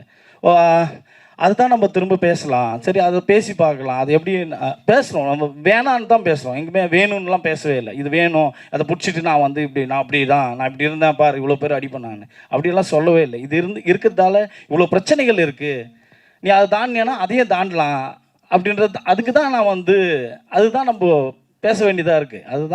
அதுதான் சொல்கிறதுக்கு ட்ரை பண்ணுறோம். இப்போ நம்ம இந்த பிரச்சனைகள்லாம் கழியாமல் நம்ம எப்படி நம்ம வேற ஒரு விஷயத்த நீங்கள் எதிர்க்க முடியும்? எங்கே போய் நான் எனக்கான தேவையை நான் கேட்கவே முடியாதுல்ல. அது எல்லாருக்குமே பிரச்சனையாக இருக்காது. அதுதான் அதை சரி பண்ணணும்னா நீ இந்த இடத்த சரி பண்ணணும்ல. இந்த இடத்த சரி பண்ணாமல் நான் மற்றதை பேசுவேன், நான் ஊழலெல்லாம் காலி பண்ணுறோன்னு ஒருத்தன் பேசினே இருக்கிறது இருக்குல்ல. எப்படி ஊழல் காலி பண்ணுவேன்? எனக்கு புரியவே இல்லை. இதுதானே அடிப்படையிலே ஒரு பிரச்சனையை வச்சுக்கிட்டு நீ அங்கே போய் எதை நீ வந்து சரி பண்ண முடியும்? அதை நீ சரி பண்ணுறதுக்கு ஏன் நீ யாரும் உள்ள வரவே மாட்டேங்கிறீங்க? ஆனால் இந்தியா முழுக்க என்னன்னா ஒன்று மட்டும்தான், தலித்துக்கள் அடிக்கிறதுக்கு எல்லாருமே ரெடியாக இருக்கிறானுங்கன்ற நான். எல்லாமே எங்கே பிரச்சனைனாலுமே வந்து அவங்கள அடிக்கிறதுக்கு ரெடியாக இருக்கிறாங்க. இப்போ அவங்கெல்லாம் ஒன்றா சேர்ந்தா என்ன ஆகும் அப்படின்னு ஒன்று இருக்குல்ல. அது சிம்பிள் தான் அது. ஆனால் எனக்கு சரியாக சொல்ல தெரியல. அது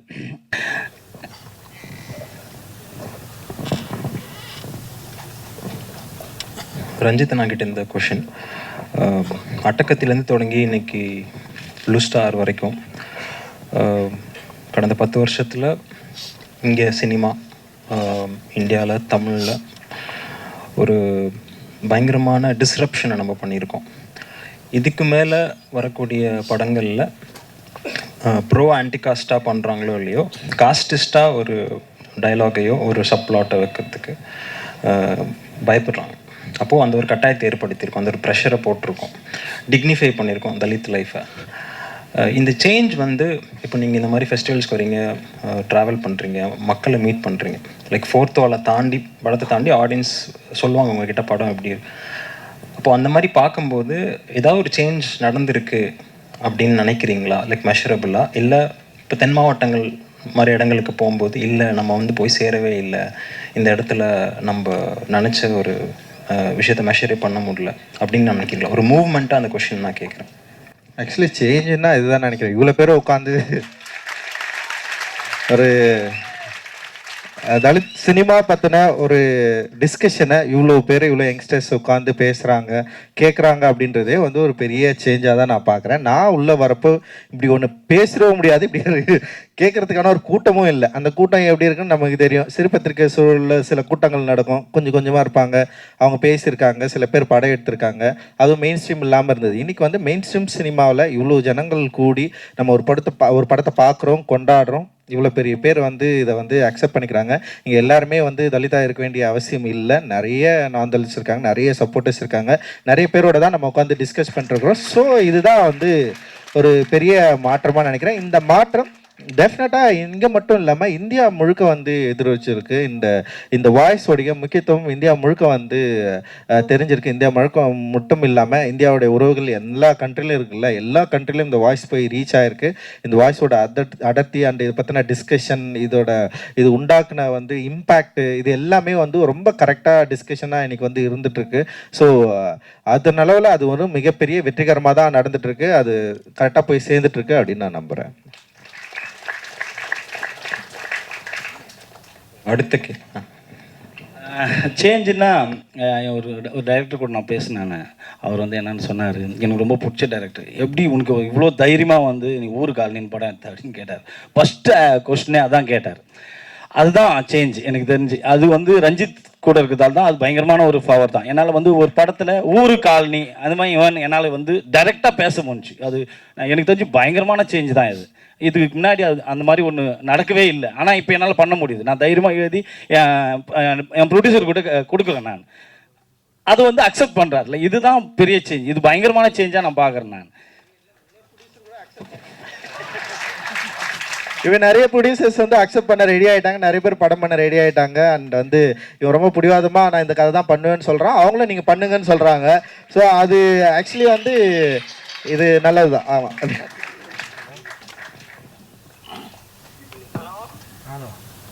Next question is to Dr. Piju. So English please. Okay. There is a huge wave that has happened in the last 10 years in Tamil film industry. If you see, in terms of like the theme Dalit cinema, the bank is expanded. Like we have a huge filmography, like assorted from different filmmakers to talk about Dalit cinema. Has the same thing happened in Kerala. Like when I look at it, it's not so evident. And the other thing is, in Tamil Nadu, the political scene is like very glaringly different. Like we've had the Dravidian movement, like from starting from Justice Party. Because of that, we have Bahujans being in the industry. Maybe like not Dalit representation was very poor till Paranjit came into the scene. But before that, like at least the Bahujans were there. Mainly because it was attributed to the Dravidian movement. So that's the difference I see. Whereas in Kerala, like dominantly it has been a pro-communist space. But why hasn't Dalit cinema grown as much as it has in Tamil Nadu? Why has it consolidated into a movement? How much it has happened here in Tamil Nadu? Why do you see? What do you see is the reason? Actually, that's a question I am also seeking the answer, because the Kerala, when we are talking about this the movement in film industry, when it is coming in Marathi and in Tamil, in Nagaraj Manjula with the Fandry, and then Ranjit Brother is coming in Tamil. The most important one difference is that in Tamil they hit in the mainstream itself. So it is happening to gone beyond all the people. The many people are coming to watch a mainstream film, and this politics is spreading all over the Tamil Nadu. It was a huge release. It was a huge stars.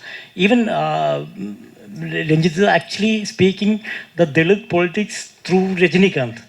I don't know he understand or not, but but he but he put the word through his mouth. It's a very important thing.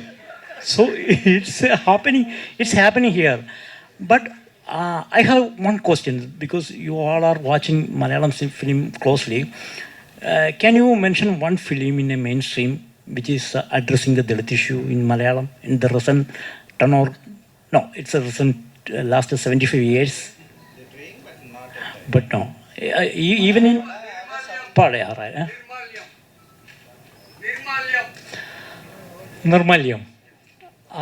Okay, so there is I'm talking about this the mainstream films. So in Malayalam, a little bit films are happening in the art house films. It means the parallel films. Few films are but in the mainstream cinema. It is not happen. So why it is not happening is a very relatable question. The Kerala people believes that, or we pretended that we are the most allied people in the education, in art and culture. Yeah, we are believed. There is no caste, but all are true lies. It's a plain lies. So we know very well that these are plain lies, because even now, if we are addressing a Dalit issue as a the star, the biggest star as a Dalit character in a mainstream cinema, it won't work. It will not get any theater. No director is ready to do that movie. No actor is ready to that movie. So these are the real situations. So it is not happening there. Even though we know that initially I said that this is the Rosy film festival. So the Malayalam film industry started with a history that the first Dalit heroine, the house is burnt and we thrown away her to Tamil Nadu. So that's how Malayalam film is started.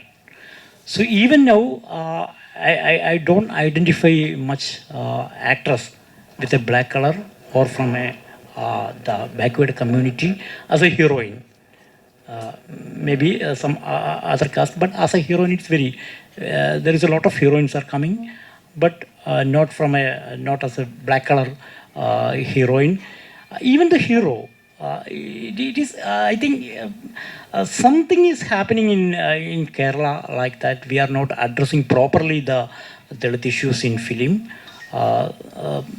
It is, I don't know why it is not happen. Our filmmakers, the mainstream filmmakers, there are many master filmmakers are there in both in mainstream and in the other. But that's the first question. When we are when I am asking how many films are in Tamil producing these Dalit issues as a main core issue, or the Dalit, the character is itself as a Dalit hero, we can numbering many films, especially in recent last 10 or year, we can numbering I think more than 5 or around 10, excluding parents. There is other there is lot of filmmakers coming. Mari Shelviraj, his films, it is coming. But can you mention any films in Malayalam? It's a very, very limited number. That's the problem. So I don't know how it is changing. It can be changed by the lot of young people are coming, and then it may be changed. Okay. I hoping so. But on a follow-up question, you don't think the political vote bank has any relevance to this? For example, here we have dedicated like Dalit parties, like, you know, which have a huge vote share. But whereas how much the communist movement has grown in Kerala, you don't have a dedicated Dalit party which has that much vote bank. Which means if we make a film here, there is already an existing audience which will come to watch this film. But like, would you comment on the difference? In Kerala, the politics, actually there is a two-party politics, or now it's a three-party politics is there. It is supposed to be the communists are along with this the Dalit community. But unfortunately, I am every time I am wondering that why there is not any single Dalit in the Politburo of the Communist Party. There is no members are coming. So likewise, the politics is always addressing this Dalit issue when they wanted these issues. Otherwise, no. It's all like it's like the situations. If the situation wanted the Dalit for the political mileage of these parties, then they use it. Otherwise, it is not. There is not a independent Dalit politics is there. It is not happen here. Some movements are happening, but it is not coming up in a, as like in the Tamil Nadu or any other state, it is not coming up there. இதோட சேர்த்து தமிழ்நாட்டில் இதை கொஞ்சம் connect பண்ணலாம். தமிழ்நாட்டில் என்ன சொன்னால், இப்போ நீதி கட்சி அண்ட் திராவிடன் மூமெண்ட் இருந்ததுன்னு சொன்னால், ஆனால் நீதி கட்சி திராவிட மூமெண்ட் இருந்த அதே சமயத்தில் இங்கே தலித்துகள் வந்து தங்களுடைய அரசியல் தளங்களில் மிக பலமாக இருந்தார்கள். அதுதான் வந்து என்னை போன்றவர்களை வந்து இங்கே மெயின் ஸ்ட்ரீம் நோக்கி நகர்த்திச்சு அப்படின்னு சொல்லலாம். அதுக்கு மெயின் ரீசன் அயோத்தாசர் பண்டிதர் இருந்தார், அண்ட் அந்த டைமில் வந்து எம்சி ராஜா இருந்தார், தாத்தா ரெட்டமலை சீனிவாசன் இருந்தாங்க. அப்புறம் அம்பேத்கர் ஃபெடரேஷன் வந்து இண்டிபெண்ட் ஃபெடரேஷன் வந்து இங்கே வந்து பயங்கர ஸ்ட்ராங்காக இருந்தது. குறிப்பாக வட மாவட்டங்கள் வந்து பயங்கரமாக இருந்தது. அன்னை மீனம்மாள் வந்து இருந்தாங்க. நிறைய பேரை வந்து அப்படி சொல்லலாம். அப்போது இந்திய சுதந்திர போராட்டம் காலகட்டத்துக்கு முன்னாடி நீதி கட்சி எவ்வளோ வலுவாக இருந்ததோ, நீதி கட்சியை எதிர்க்கிற அளவுக்கு அங்கே வந்து தலித் பிரதிநிதிகள் வந்து ரொம்ப ஸ்ட்ராங்கான ஒரு மூமெண்ட்டை வந்து இங்கே வந்து அமைச்சிருந்தாங்க. இந்த டிஃப்ரெண்ட் வாய்ஸ் அவங்க கிட்ட இருந்தது. அவங்களுடைய ஒர்க் ஆஃப் வேல்யூ நம்ம பார்க்குறப்ப நம்மளால் வந்து புரிஞ்சுக்க முடியும். தந்தை சிவராஜ் வந்து ஃபெடரேஷன் கட்சி மூலமாக வெற்றி பெற்று சென்னை மேயராக இருந்தார், சென்னை மாகாணத்துக்கு மேயராக இருந்தார். ரொம்ப சாதாரண விஷயம் வந்து இங்கே ரொம்ப நம்ம வந்து சொல்லிட முடியாது. இப்போ வந்து இதனால தான் இப்படி இருக்குன்ற இங்கே வந்து தலித்துகள் தங்களுடைய என்ன சொல்கிறது ஒரு பங்கெடுப்பு அப்படின்றது வந்து ரொம்ப ரொம்ப சாலிடாக இருந்தது இங்கே தமிழ் நிலத்தில். அந்த சாலிடான அந்த வேல்யூ கூட என்ன மாதிரியான ஆட்களை மெயின் ஸ்ட்ரீம் நோக்கி நகர்த்தி வந்ததுக்கான மிக முக்கியமான காரணமாக இருக்கலாம். ஏன்னா நான் இருப்பது வந்து திருவள்ளூர் மாவட்டம். திருவள்ளூர் மாவட்டத்தில் வந்து அப்படியே வந்து டோட்டலாக வேற ஒரு ஐடியாலஜி இருக்குது. இங்கே வந்து அம்பேத்கர் மூமெண்ட் வந்து பயங்கர ஸ்ட்ராங் திருவள்ளூர் மாவட்டங்களில். இப்போ அரக்கோணம் இந்த மாதிரியான பகுதியில், குறிப்பாக காஞ்சிபுரம், வேலூர் மாவட்டங்களில் தனித்தொகுதிகளில் வந்து வெற்றி பெற்ற நிறைய எம்எல்ஏக்களை வந்து நம்மளால் வந்து சொல்ல முடியும். ஃபெடரேஷன் வந்து பயங்கர ஸ்ட்ராங்காக இருந்தது. இந்திய குடியரசு கட்சி வந்து இங்கே ரொம்ப ஸ்ட்ராங்காக இருந்தது. அதுக்கு பிறகு வந்து நிறைய கட்சிகள் வந்தது. வைப்பா இருந்தார், தந்தை இவர் இருந்தார், இளைய பெருமாள் இருந்தார். இளைய பெரும் பயங்கர ஸ்ட்ராங்காக இருந்தார். அப்புறம் காங்கிரஸ் கூப்பிட்டு அவர் கட்சியில் அவங்கள சேர்த்துக்கிட்டு இந்திய காங்கிரஸோடைய தலைவராக இருந்தார் ஐயா இளைய பெருமாள். ரொம்ப சாதாரண விஷயம் இங்கே அப்படி சாதாரணமாக இங்கே நடக்கலை அப்படின்னு சொல்கிறேன். ஏன்னா இங்கே திராவிடன் மூமெண்ட் எவ்வளோ ஸ்ட்ராங்காக இருந்ததோ அதே அளவுக்கு இங்கே மிக முக்கியமாக தலித் மூமெண்ட் இருந்தது. குறிப்பாக ஆதி திராவிட மகாஜன சபைன்னு சொல்லிட்டு மிக பழமை காலங்கள்லேயே அதை கிரியேட் பண்ணியிருக்காங்க. ஸோ ஒரு பெரிய ஒரு வேலைப்பாடின் திட்டத்தின் அடிப்படையில் நான்லாம் இருக்கிறேன் அப்படின்றத நான் ரொம்ப நம்புகிறேன். Actually I have one question. In Tamil Nadu politics, is it the Dalit people contesting in the assembly or in the Lok Sabha election other than the reservation seats? Only the reservation. Yeah. 41 general seat didn't give properly. Still struggling. Yeah. But some other small parties they'll give. Yeah, same. I thought that some difference happening in Tamil No, only reservation. Okay. You cannot buy open category. Okay. So I want to clarify, I made a mistake by not finishing my question last one hour issue. And now, like Ranjitana said, it was not just Justice Party. It was not like the role of Ayuthi Dasar Panditer in the cultural movement is inevitable, and there's a huge lineup of it. The reason it didn't come to mainstream is because of the ruling class erasure of these things. So now it's important to, and I think it's very relevant that Ranjitana made this now very clearly. We have to credit what has happened in terms of the Dalit movement, the federation and everything at the same time as the Justice Party. So அது ஏன் நான் குறிப்பாக சொல்கிறேன்னா வேற ஒரு சிக்கலாக மாறிடக்கூடாதுன்னு நான் அதுக்கு கேட்க வந்தேன். அந்த கொஷினை முடிக்கல. ஸோ யாரும் அதை விமர்சிக்க வேண்டாம். Okay. Also to Dr. Biju, just one more question. Malayalam cinema to audience outside the state of Kerala, it's in itself, it's paced very slow. We feel generally like the super hit இருக்கிற படமே நம்ம பார்க்கும்போது it feels slow for us. In Malayalam cinema industry, you are an art house filmmaker. In that industry, you are an art house filmmaker. What keeps you going? Because like I go and research about you, like some 2 of your films I've already watched, like even before I knew this panel was. The other films I've. But the thing is, when I see what keeps you going, because already Malayalam film, like let's say Kadal, the core, if it comes to live with such a superstar, if it goes to another state, let's say it goes to UP, it will probably not do well at all. But that is mainstream. But you are an art house, like the name of the film, which floods and they have to migrate. I forgot the name. Yeah, Velmaram is like the pace is very slow.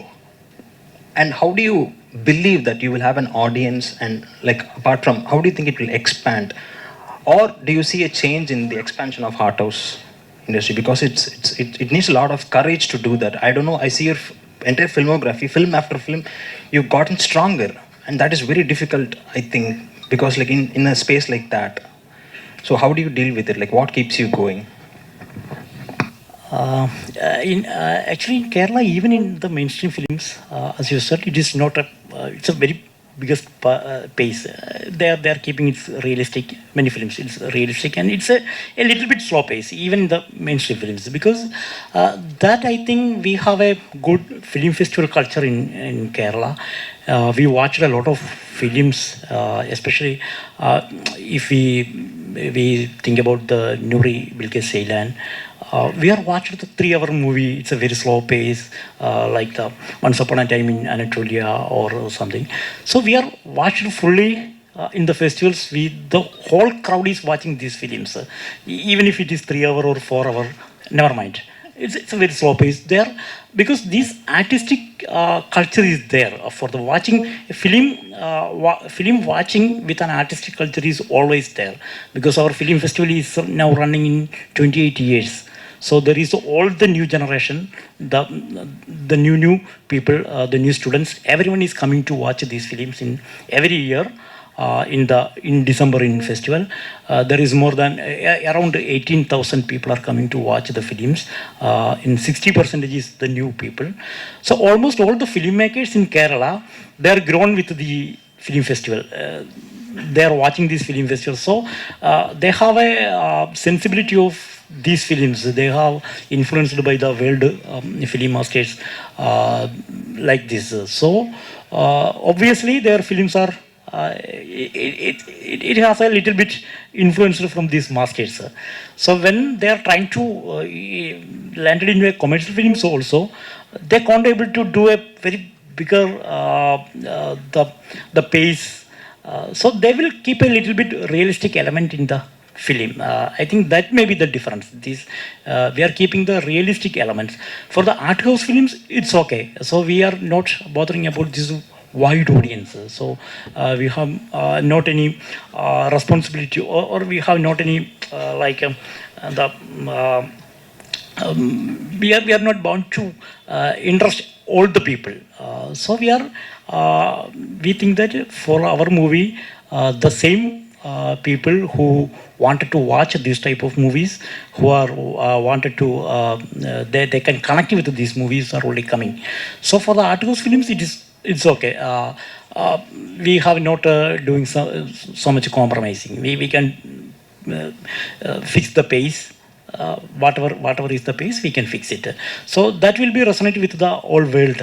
So when we are screening in the other film festivals outside India, they can understand the pace.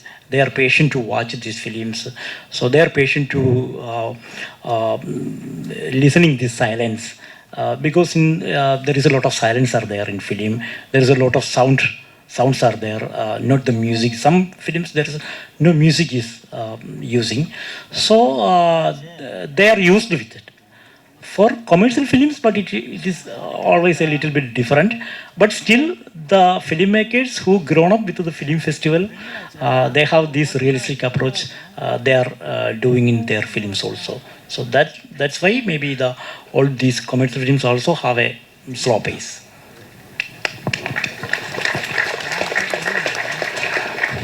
அடுத்த கேள்வி ஜெய் தோழருக்கு. மேஸ்குலினிட்டின்னு ஒரு விஷயம் சொல்கிறாங்க இல்லையா? இப்போ toxic மேஸ்குலினிட்டின்னு சொல்கிறோம். இப்போது animal மாதிரி ஒரு படம் ஓடுது, அப்புறம் அனிமல் பார்க்னு ஒரு படம் எடுக்க போகிறாங்க. இப்போ மட்டும் இது இல்லை, எப்போவுமே ஒரு சூப்பர் ஸ்டார் நடிக்கிற படமாக இருக்குது, ஒரு பிக் ஸ்டார் நடிக்கிற படமாக இருக்குன்னா இன்னவிட்டபிளாக ஆக்ஷன் பிளாக் அப்படின்றது ஒரு சப்ஜானராகவே ஆயிடுச்சு. அது இல்லாமல் ஒரு ஹீரோவை காட்ட முடியாது. அப்போ அந்த மேட்சோவாக இருக்கணும், அவன் தான் ஆண் இப்படி இருக்கணும், இந்த மாதிரி முரட்டுத்தனம் ஒரு பாசிட்டிவான விஷயம்.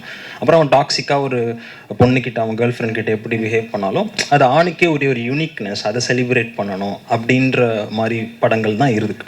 இதுலேருந்து மாறுபட்டு தலித் சினிமா ஒரு ப்ராக்ரெசிவாக ஒரு சினிமாவாக வேறு மாதிரி காட்டுது.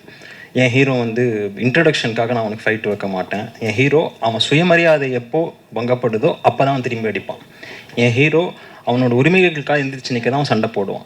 அவன் சண்டை செய்கிறது கெத்து காட்டுறதுக்கு இல்லை, அவன் சண்டை செய்கிறது அவனோட உரிமைகளுக்காக அப்படின்ற ஒரு இது உருவாகுது. ஆனால் இப்படி இருந்தாலும் இப்போது சார்பட்டா படம் மாதிரி ஒரு பாக்ஸிங் படம், அது ஒரு ஸ்போர்ட்ஸ் படம். ப்ளூ ஸ்டார் ஒரு கிரிக்கெட் படம், அது ஒரு ஸ்போர்ட்ஸ் படம். ஆனால் இந்த ஸ்போர்ட் சாய்ஸ் ஆஃப் இந்த விஷயம், இந்த களத்தை நீங்கள் தேர்ந்தெடுத்ததும் இதுவும் ஒரு மேஸ்குலினான விஷயமாக தானே இருக்குது. இப்போது நான் ஒரு பானை பண்ணுறவரையோ ஒரு நெசவு பண்ணுறவங்கள்ட்ட போகும்போது எனக்கு சீன் ஆப்ஷன்ஸோ எனக்கு அந்த களம் ஒரு அதிரடியான களமாக இல்லை. அப்போது நம்ம வேற ஒரு மேஸ்குலினிட்டிட்ட மாட்டிகிட்டு இருக்கோமா, இல்லை வேறு தீம்ஸை எக்ஸ்ப்ளோர் பண்ண முடியுமா? ஏன்னா ஏற்கனவே நம்ம பார்த்த பிக் ஸ்டார்ஸோட படங்களோட ஃபார்மேட் என்னவோ அந்த ஃபார்மேட்டில் வாகனமாக பயன்படுத்தி தான் ட்ராவல் பண்ணிகிட்டு இருக்க மாதிரி எனக்கு தெரியுது. அது எப்போ பிரேக் ஆகும் தலித் சினிமாவில்? அதை ஆக்சுவலாக பிரேக் பண்ணிட்டு தான் இருக்கும்னு நினைக்கிறேன். என் படத்தில் அந்த 3 பால் மேட்ச்னு ஒன்று இருக்கும். அதோட பயங்கர இன்டென்ஸ் என்னன்னா, ஒரு தலித்தோட உடைமைகளை காலி பண்ணுறப்போ, அவன் ஒன்றுமே இல்லாத ஆக்கிறப்போ அவன் எப்படி ஏஞ்சி வரான்றது தான் அந்த சீனோட ரொம்ப இன்டென்ஸ். அவன் பேட் உடையும், அவன் உடைக்கிறது ஒரு ஆதிக்க சமூகம் அவனோட உடைமைகளை காலி பண்ணுறப்போ அவன் எப்படி மறுபடியும் ஏஞ்சி வரான்றது தான் நான், அதுதான் அதோட இன்டென்ஸ், அதுதான் அந்த இன்டென்ஸோடு தான் நான் அந்த காட்சியை எழுதினேன். அவன் எப்படி இருந்தாலும் ஆடுவான், அவனுக்கு வந்து ஒரு ஸ்டிக்கு போதும், அவன் அதுதான் நான் அதே மாதிரி தான் ஒரு சீனுமே இந்த நம்ம நடக்கிற ஒரு பிரச்சனையை அதை பேஸ் பண்ணி தான் நான் ஒரு சீனுமே வந்து அந்த கிரிக்கெட் மேலே போட்டேன். அப்படி மாற்றினேன் நான். அது அப்படி தான் பண்ண வேண்டியதாக இருக்குது. நான் திரும்பி அவனை அடித்து அந்த இடத்துல சண்டை போட்டு அடிக்க வச்சிருக்கலாம் நான் மேபி. ஆனால் நான் அது பண்ணாமல் அவன் ஒரே ஒரு கொம்பு எடுத்துன்னு அவன் வந்து போய் அடிக்கிறான், வாடா நீ பார்த்துக்கலாம் அப்படின்னு கூப்பிட்றது தெரியல. அங்கே அதுக்கு முன்னாடி அவங்க அம்மாவை பேசியிருப்பான். அதுக்கான எல்லா பழிவாங்கலுமாக தான் அது இருக்கும். நான் அதுதான் அதை நான் சுற்றி நடக்கிறது தான் என் மைண்டுக்குள்ளே போகுது. நான் அந்த கதைக்குள்ளே நான் அந்த இடத்த அப்படி க்ரியேட் பண்ணுறேன். நான் அப்படி க்ரியேட் பண்ணி அந்த இடத்துல அப்படி தான் நான் அந்த காட்சி ஒர்க் பண்ணேன். அது மாதிரி தான் சின்ன காட்சியுமே நான் அப்படி தான் இந்த இதோட பிரதிபலிப்பை இந்த கதையின் மூலமா எப்படி நான் வெளிப்படுத்தலான்னு தான் நான் யோசித்தேன். ஆக்சுவலாக அப்படி தான் நான் அதை ஒர்க் பண்ணேன். இதை ஒட்டி தான் தலித் மேஸ்குலினிட்டி அப்படின்றது வந்து இங்கே சப்டெக்ஸ்டாக வேறு மாதிரிலாம் போயிடுச்சு. தலித் மேஸ்குலினிட்டி வந்து அது பெண்களை எப்படி வசியப்படுத்துதல், எப்படி தன்னுடைய அதாவது ஆண் திமிரை காட்டி பெண்களை வந்து எப்படி கவருதல் அப்படின்னு சொல்லிட்டு ஒரு பெரிய ரைட்டப்பே வந்தது. அதை பற்றி நிறைய டிஸ்கஷனும் போச்சு. ஆனால் இன்னொரு என்ன விஷயம்னா, இப்போ தான் படம் எடுக்கவே வந்திருக்கிறோம், அதுக்குள்ளேயே நீ இப்படி எடுக்காத அப்படி எடுக்காத அந்த மாதிரி யோசிக்காத, இப்படியே எவ்வளோ ப்ரெஷரை தான் தாங்குறது. சமூகம் ஆல்ரெடி எங்களுக்கு பெரிய ப்ரெஷர் கொடுத்து வச்சிருக்கு. கொஞ்சம் ஃப்ரீயாக யோசித்து படம் எடுப்போம். ஆனால் இந்த ரெஸ்பான்சிபிலிட்டிஸ் இருக்குது தலித் ஃபிலிம் மேக்கர்ஸ் கிட்ட டெஃபினட்டாக இருக்குது அப்படின்னு நான் நினைக்கிறேன். ஸோ அதனால் வந்து அவங்களோட திரைப்படங்களில் இது எதுக்கு வன்முறை தேவை, ஏன் வந்து இந்த மாதிரியான காட்சிகள் வந்து வைக்கிறோம் அப்படின்ற பொறுப்போடு தான் அவங்க வந்து செயல்படணும் அப்படின்றது வந்து எங்களோட விருப்பம். நம்ம அப்படி தான் அதை பண்ணிட்டுருக்குறோம். ஏன்னா இன்னொரு விஷயம் என்னென்னா, இப்போ இது வந்து ஒரு மெயின் ஸ்ட்ரீம் சினிமா இருக்கிறப்போ சில லிமிடேஷன்ஸ் நமக்கு இருக்குது, சில காம்ப்ரமைஸ் இருக்குது. அந்த காம்ப்ரமைஸோடு தான் வந்து இந்த மெயின் ஸ்ட்ரீம் சினிமாவை நம்ம வந்து ஹேண்டில் பண்ண வேண்டியது இருக்குது. ஏன்னா இது வந்து முழுக்க எப்படி வந்து நம்ம கொள்கை சார்ந்து இயங்குறோமோ அதே மாதிரி சந்தை வந்து ரொம்ப முக்கியமான காரணமாக இருக்குது. இப்போ மெயின் ஸ்ட்ரீம் சினிமாவில் இது சக்ஸஸ் ஆகலைன்னா இதுக்கான வேல்யூ வந்து நமக்கு வந்து நம்மளால் வந்து இது ரீட்டைன் பண்ண முடியாது அப்படின்ற சிக்கலும் இருக்குது. ஸோ அந்த பயத்தோடு தான் இதை ஹேண்டில் பண்ண வேண்டிய இருக்குது. ஆனால் இந்த வன்முறை காட்சிகளும் இங்கே இருக்கிற ஸ்டீரியோடைபிக்கான ஒரு சினிமா ஒரு கிராஃப்ட் இருக்குல்ல, அந்த கிராஃப்ட்லேருந்து மெல்ல விலகி போகிற ஒரு சன்னமான ஒரு ஏரியா ஓப்பனாக இருக்குது அப்படின்னு நான் நினைக்கிறேன். அதனுடைய பொறுப்பு நிச்சயமாக வரும் தலைமுறைகளுக்கு இருக்குது அப்படின்னு நான் நினைக்கிறேன். நான் ஆக்சுவலி அவ்வளோ நம்ம போட்டு ப்ரெஷர் பண்ண வேணாம். இப்போ ஆக்சுவலி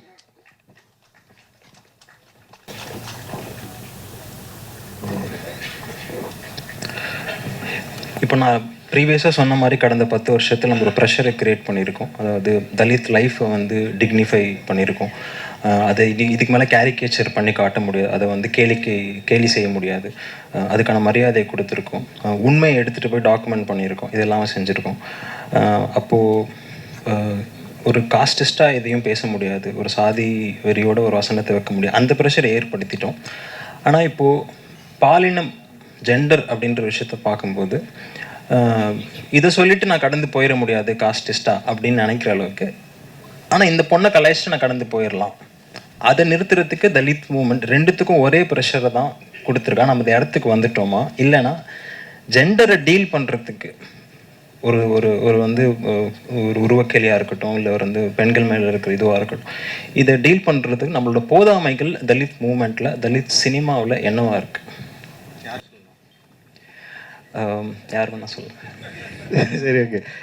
ஆக்சுவலி வந்து இந்த இஷ்யூ வந்து ஒரு கல்ச்சர் பேஸ்டு தான். இப்போ வந்து இதில் வந்து தலித் நான் தலித் அப்படின்ற இடத்துல இருந்து நம்ம பார்க்குறப்போ தலித் பெண்களுக்கு என்ன மாதிரியான வகையான இன்னல்கள் நடக்குது, நான் தலித்துக்கு என்ன நடக்குது அப்படின்றது இதுலேயும் கூட நம்ம பிரிச்சுக்கலாம். அதனால தான் வந்து ஃபர்ஸ்ட் வந்து அந்த படம் ரைட்டிங் வித் ஃபயர் ஆரம்பிக்கிறப்போ வந்து தலித் பெண்கள் வந்து எந்த அளவுக்கு பாதிக்கப்படுறாங்க இந்த சமூகத்தில் அப்படின்றது வந்து ஒரு டிஃப்ரெண்ட்டாக ஒன்று வந்து அவங்க வந்து அதை பேசியிருப்பாங்க. அது ரொம்ப முக்கியமானது. எனக்கு என்னென்னா ரெஸ்பான்சிபிலிட்டி வேணும்னு நான் சொல்கிறேன். தலித் லைஃப் அப்படின்றதே வந்து என்னன்னா, இங்க இருக்கிற இயல்பா இருக்கிற அடக்குமுறைக்கு எதிரான ஒரு வாழ்க்கை தான் அது. இங்க இருக்கிற அடக்குமுறைக்கு எதிரான ஒரு வாழ்க்கை. அப்ப அந்த அடக்குமுறை அப்படின்றது பல தளங்கள்ல இருக்கு. நாட் ஒன்லி வந்து காஸ்ட் மட்டும் கிடையாது, இங்க வர்க்க ரீதியா இருக்கு, அப்புறம் வந்து விமன் ரைட்ஸ்ல இருக்கு, குடும்ப வன்முறை இருக்கு, பாலின ரீதியா இருக்கு, எக்கச்சக்கமான விஷயங்கள் வந்து இன்னைக்கு வந்து சமூகத்தில் இருக்கு. இது எல்லாத்தையும் நம்ம டீல் பண்ணி ஆக வேண்டிய தேவை இருக்கு நமக்கு.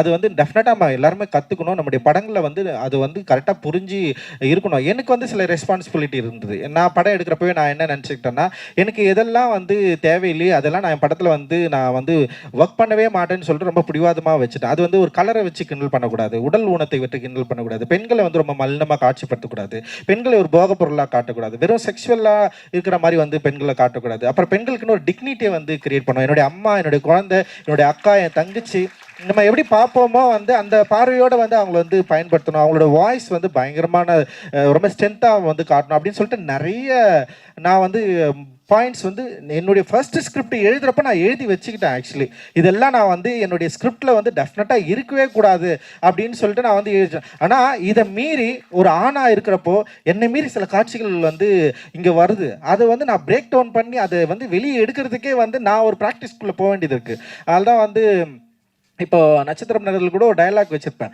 இப்போ திடீர்னு ஒரு புத்தகத்தை படிச்சுட்டாலோ இல்லை வந்து ஒரு சோசியல் விஷயத்தை அட்ரஸ் பண்ணிட்டாலோ அன்றைக்கி நீ வந்து புரட்சியாளனா மாறிட முடியாது. இங்கே வந்து இந்த மனோபாவம் அப்படின்றது ஒரு என்ன சொல்கிறது, இங்கே இருக்கிற அடக்குமுறைகளுக்கு எதிராக நீ இருக்கணும்னா நீ வந்து இருப்பை தக்க வச்சுக்கணுன்னா நீ என்றைக்குமே வந்து டெய்லி வந்து உன்னை வந்து ரொம்ப கான்சியஸோடு இது எல்லாத்தையும் அணுக வேண்டியது இருக்குது. ஏன்னா இந்த சமூகம் ரொம்ப ரொம்ப கான்சியஸாக வந்து அன்கான்சியஸாக மாற்றி ரொம்ப என்ன சொல்கிறது அடக்குமுறையை ஒரு ப்ராக்டிஸ், ஒரு லைஃப் ப்ராக்டிஸாக மாற்றிச்சு. அப்போ அந்த லைஃப் ப்ராக்டிஸ்லேருந்து நம்ம வெளியே வரதுன்றது ரொம்ப சாதாரண விஷயமே கிடையாது. நிறைய என் பொண்ணு எனக்கு இப்போ வரைக்கும் சொல்லி கொடுத்துட்டு இருக்குது. என் ஒய்ஃப் அனிதா வந்து பயங்கரமாக சொல்லி கொடுத்துட்டே இருக்கும். ரொம்ப சாதாரணமாக தியேட்டரில் போய் டிக்கெட் எடுக்கிறதுல கூட எனக்கு வந்து சொல்லிவிடியா நீ போய் எடுக்க முடியாதா அப்படின்னு கேட்கும் சிம்பிளாக. ஸோ இந்த மாதிரி நிறைய இருக்குது. ஃபேமிலியில், வீட்டில், ஒரு சமைக்கிற இடத்துல, பரிமாற இடத்துல, தட்டு கழுவுற இடத்துல, என் தட்டை நானே கழுவுகிறதுன்றது ஒரு ப்ராக்டிஸு. நான் சாப்பிட்டு எத்தனை பேர் நம்ம தட்டை வந்து நம்ம அம்மாவோ நம்ம ஒய்ஃபோ நம்ம குழந்தைங்க கிட்ட கொடுக்குறோம், அவங்க கழுவணும்னு சொல்கிறது இருக்குதுல்ல. இதை கூட நான் என்ன பண்ணுறேன்னா வந்து நம்ம தட்டை நம்மளே கழுவணும். ஸோ இந்த மாதிரி நிறைய விஷயங்கள் வந்து நம்ம லைஃப்பில் இருக்குது. இது எல்லாத்தையும் வந்து நம்ம வந்து யோசித்து கரெக்ட் பண்ணி இதிலிருந்தெல்லாம் கொஞ்சம் கொஞ்சம் வெளியே வர்றதுக்கு இது ஒரு பெரிய ப்ராக்டிஸ் தான். இது ரொம்ப சாதாரண விஷயம் கிடையாது. பட் தலித் ஃபிலிம் மேக்கர்ஸ்க்கு இது ரொம்ப ரொம்ப ரொம்ப அவசியமானது, முக்கியமானது. நீ ஒரு அடக்குமுறையை எதிர்த்து நீ பேசுகிறன்னா நீ எந்த வகையிலும் இன்னொரு அடக்குமுறைக்கு வந்து ஆதரவாகவோ அது வந்து நீ பாசிட்டிவாகவோ சொல்கிற இடத்துல நீ இருக்கவே கூடாது. இன்னொரு அடக்குமுறைக்கு நீ ஆதரவாக இருந்தனாவே அங்கே நீ ஒரு ஃபெயிலியர் தான். நீ வந்து யுனாடா தலித் ஃபிலிம் மேக்கர். அப்படின்னா அடிப்படையில் இந்த கல்ச்சர் என்பதே தலித் கல்ச்சர் என்பதே அடக்குமுறைக்கு எதிரானது. இதுதான் வந்து நான் வந்து ரொம்ப முக்கியமாக நான் நினைக்கிறேன்.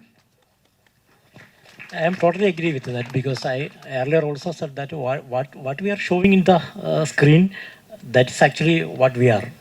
So if we are showing very anti-women elements, anti-Dalit elements, anti-social elements, then some elements is in the mind of the filmmaker also. So in our film industry, there is a lot of films are happening with the vulgar dialogues, the double meaning dialogues. That's an inevitable element for the films in 2 or 3 up to 2 or 3 years back. There is the mandatory element is that the double meaning dialogues and the anti-Dalit elements, anti-black elements, the comedies which is the body shaming. Everyone is happening in the mainstream movies. We are considering it as a casual. These filmmakers also considering this is it's just a casual. Then they have some problem. If they are thinking that this is a casual, then they have some problem. That's my point. We are writing our story with our passion and our political and our with our whole identity. So if you are writing the dialogue something like that, then your identity is just like that. So we can't deny that. So that's the most important. Also this gender equality. There is one more thing I need to add. This gender equality is actually like this Dalit representation. We are not achieving these gender equality also in this film, because when we are asking to name few women directors in India, how many names we can point out? That is very very low. In Malayalam, if we are asking, it's just like 5 or 6, maximum 5 or 6. I don't know what is in Tamil Nadu also, but it is common. Why these the women are not coming as a director or a chief technical aspect rather than the heroine or the actors? We have not so much women directors. we have not so much women scriptwriters, women cinematographers, women editors. Then all this technical side, we have a less people. So this also we need to address. Why there is a barrier to coming the Dalit people and the women to coming into the industry as a chief technician or director. Something is there. So we need to change this also. That's also one important thing.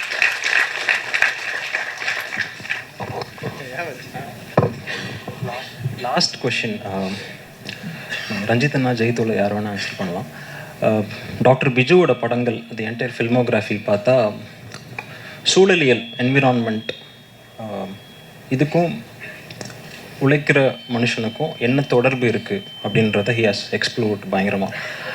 நிறைய படங்கள் அப்படி இருக்குது. பொல்யூஷனாக இருக்கட்டும், climate change, இதோட சேர்ந்து class cost equation எப்படி இருக்குன்னு explore பண்ணியிருக்காரு. இப்போது எப்படி அவங்க கேட்டு நம்ம கேட்டோமோ, ஏன் எப்படி தலித் சினிமா அங்கே அவ்வளோ பெருசாக வளரலையோ அந்த மாதிரி இங்கே இந்த இப்போ என்விரான்மெண்டல் ஃபெமினிசம் மாதிரி என்விரான்மெண்டல் ஜஸ்டிஸ், அதாவது ஏசி நான் போட்டால் வெளியில் போகிற இது வந்து ஏற்கனவே சூடாக இருக்கிறவனோட வீடு இன்னும் சூடாகுது. அப்போது அது என்விரான்மெண்டல் இன்ஜஸ்டிஸ் சொல்கிறோம். இப்போது இதுக்கும் கிளாஸ் காஸ்ட்டுக்கும் என்ன சம்மந்தம்?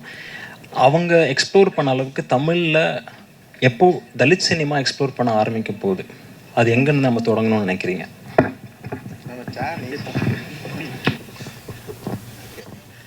எங்கள் சார் நேற்று ஃபோன் பண்ணார், சந்திர சார். எனக்கு ரொம்ப நாள் கழிச்சு எனக்கு ஃபோன் பண்ணி பேசினார். ஓவிய ஆசிரியர் என்ன சொன்னார்னா, நம்ம கதைங்க வேணால் சும்மா இது மாதிரி சண்டை போட்டுக்கிறதோ இல்லை வந்து யாராவது நம்ம ஒடுக்குறது அதை பற்றி மட்டுமே நம்ம பேசணும், நம்ம வந்து குளோபல் வார்மிங் பற்றி நம்ம ஏன் பேசக்கூடாது அப்படின்னு கேட்டார். எனக்கு அதுதான், ஏன்னா கதை சூழல்கள் நம்ம எங்கேருந்து தேர்ந்தெடுக்கிறோம், நம்மக்கிட்ட என்ன கதை வளம் இருக்குது, இந்த கதைகள் ஏன் வந்து திரும்ப இப்போ தலித் லைஃப்னோடனே நம்ம எல்லாமே எந்த இடத்துல ஒரு ஸ்டீரியோடைபிக்கில் மாட்டிப்போமோ அப்படின்ற ஒரு பயமும் எனக்கு வந்துருச்சு. அப்போ மற்ற இஷ்யூ நமக்கு இல்லையா? இப்போ காலநிலை இஷ்யூ வந்து நமக்கு இல்லையா? இங்கே வர்க்க ரீதியான போராட்டம் பிரச்சனை வந்து நமக்கு வந்து இல்லையா? இல்லை இங்கே இருக்கிற அந்த எக்ஸ்ப்ளாய்டேஷன் பணமதிப்பு இழப்பு அதில் வந்து நம்ம வந்து பாதிக்கப்படலையா? அது மாதிரி நிறைய கேட்டகரிஸ் இருக்குது. ஒன்லி பிரச்சனைகள் மட்டும் கிடையாது, குடும்ப உறவு பற்றி பேசலாம், லைக் வந்து நிறைய ரிலேஷன்ஷிப் பேஸ்டான பிரச்சனைகள் பேசலாம். இப்போ தலித்துகளுடைய நகர வாழ்க்கையை பற்றி நம்ம பேசலாம். எக்கச்சக்கமான பிளாட்ஸ் வந்து இருக்கிறப்போ திரும்பவும் தலித் லைஃப் அப்படின்றது வந்து ஒரு இடத்துல போய் மாட்டிக்குமோ அப்படின்ற பயம் இருக்குது. ஏன்னா நான் இயக்குனராக இருக்கிற அதே சமயத்தில் தயாரிப்பாளராக இருக்கிறப்ப என்னை தேடி நிறைய கதைகள் வருது, நான் நிறைய படிக்கிறேன் அண்ட் படமும் பார்க்குறேன். ஸோ ரெண்டுமே இப்போ முடித்த படங்களை என்கிட்ட காட்டுறாங்க. குறிப்பாக வந்து தலித் லைஃப்பை ஒட்டி இருக்கிற படங்களை வந்து என்கிட்ட வந்து காட்டுறாங்க. அண்டு ஸ்கிரிப்டும் வந்து நான் நிறைய படிக்கிறப்போ என்ன ஆகுதுன்னா, திருப்பி ஒரே கதையை பல டிரெக்ஷனில் பல பாயிண்ட் ஆஃப் வியூவில் சொல்லிட்டு இருக்கிற மாதிரி வந்து இருக்குது. அண்டு கதாநாயகன் உட்பட கதாநாயகன் எல்லாருமே வந்து தத்துவமாக டைலாக் பேசிட்டு இதே தான் வந்து இருக்குது. எனக்கு ரொம்ப பயமாயிடுச்சு, நம்ம ஏதோ தப்பாக ட்ரெயின் பண்ணுறோமோ அப்படின்ற மாதிரி மாறிடுச்சு எனக்கு.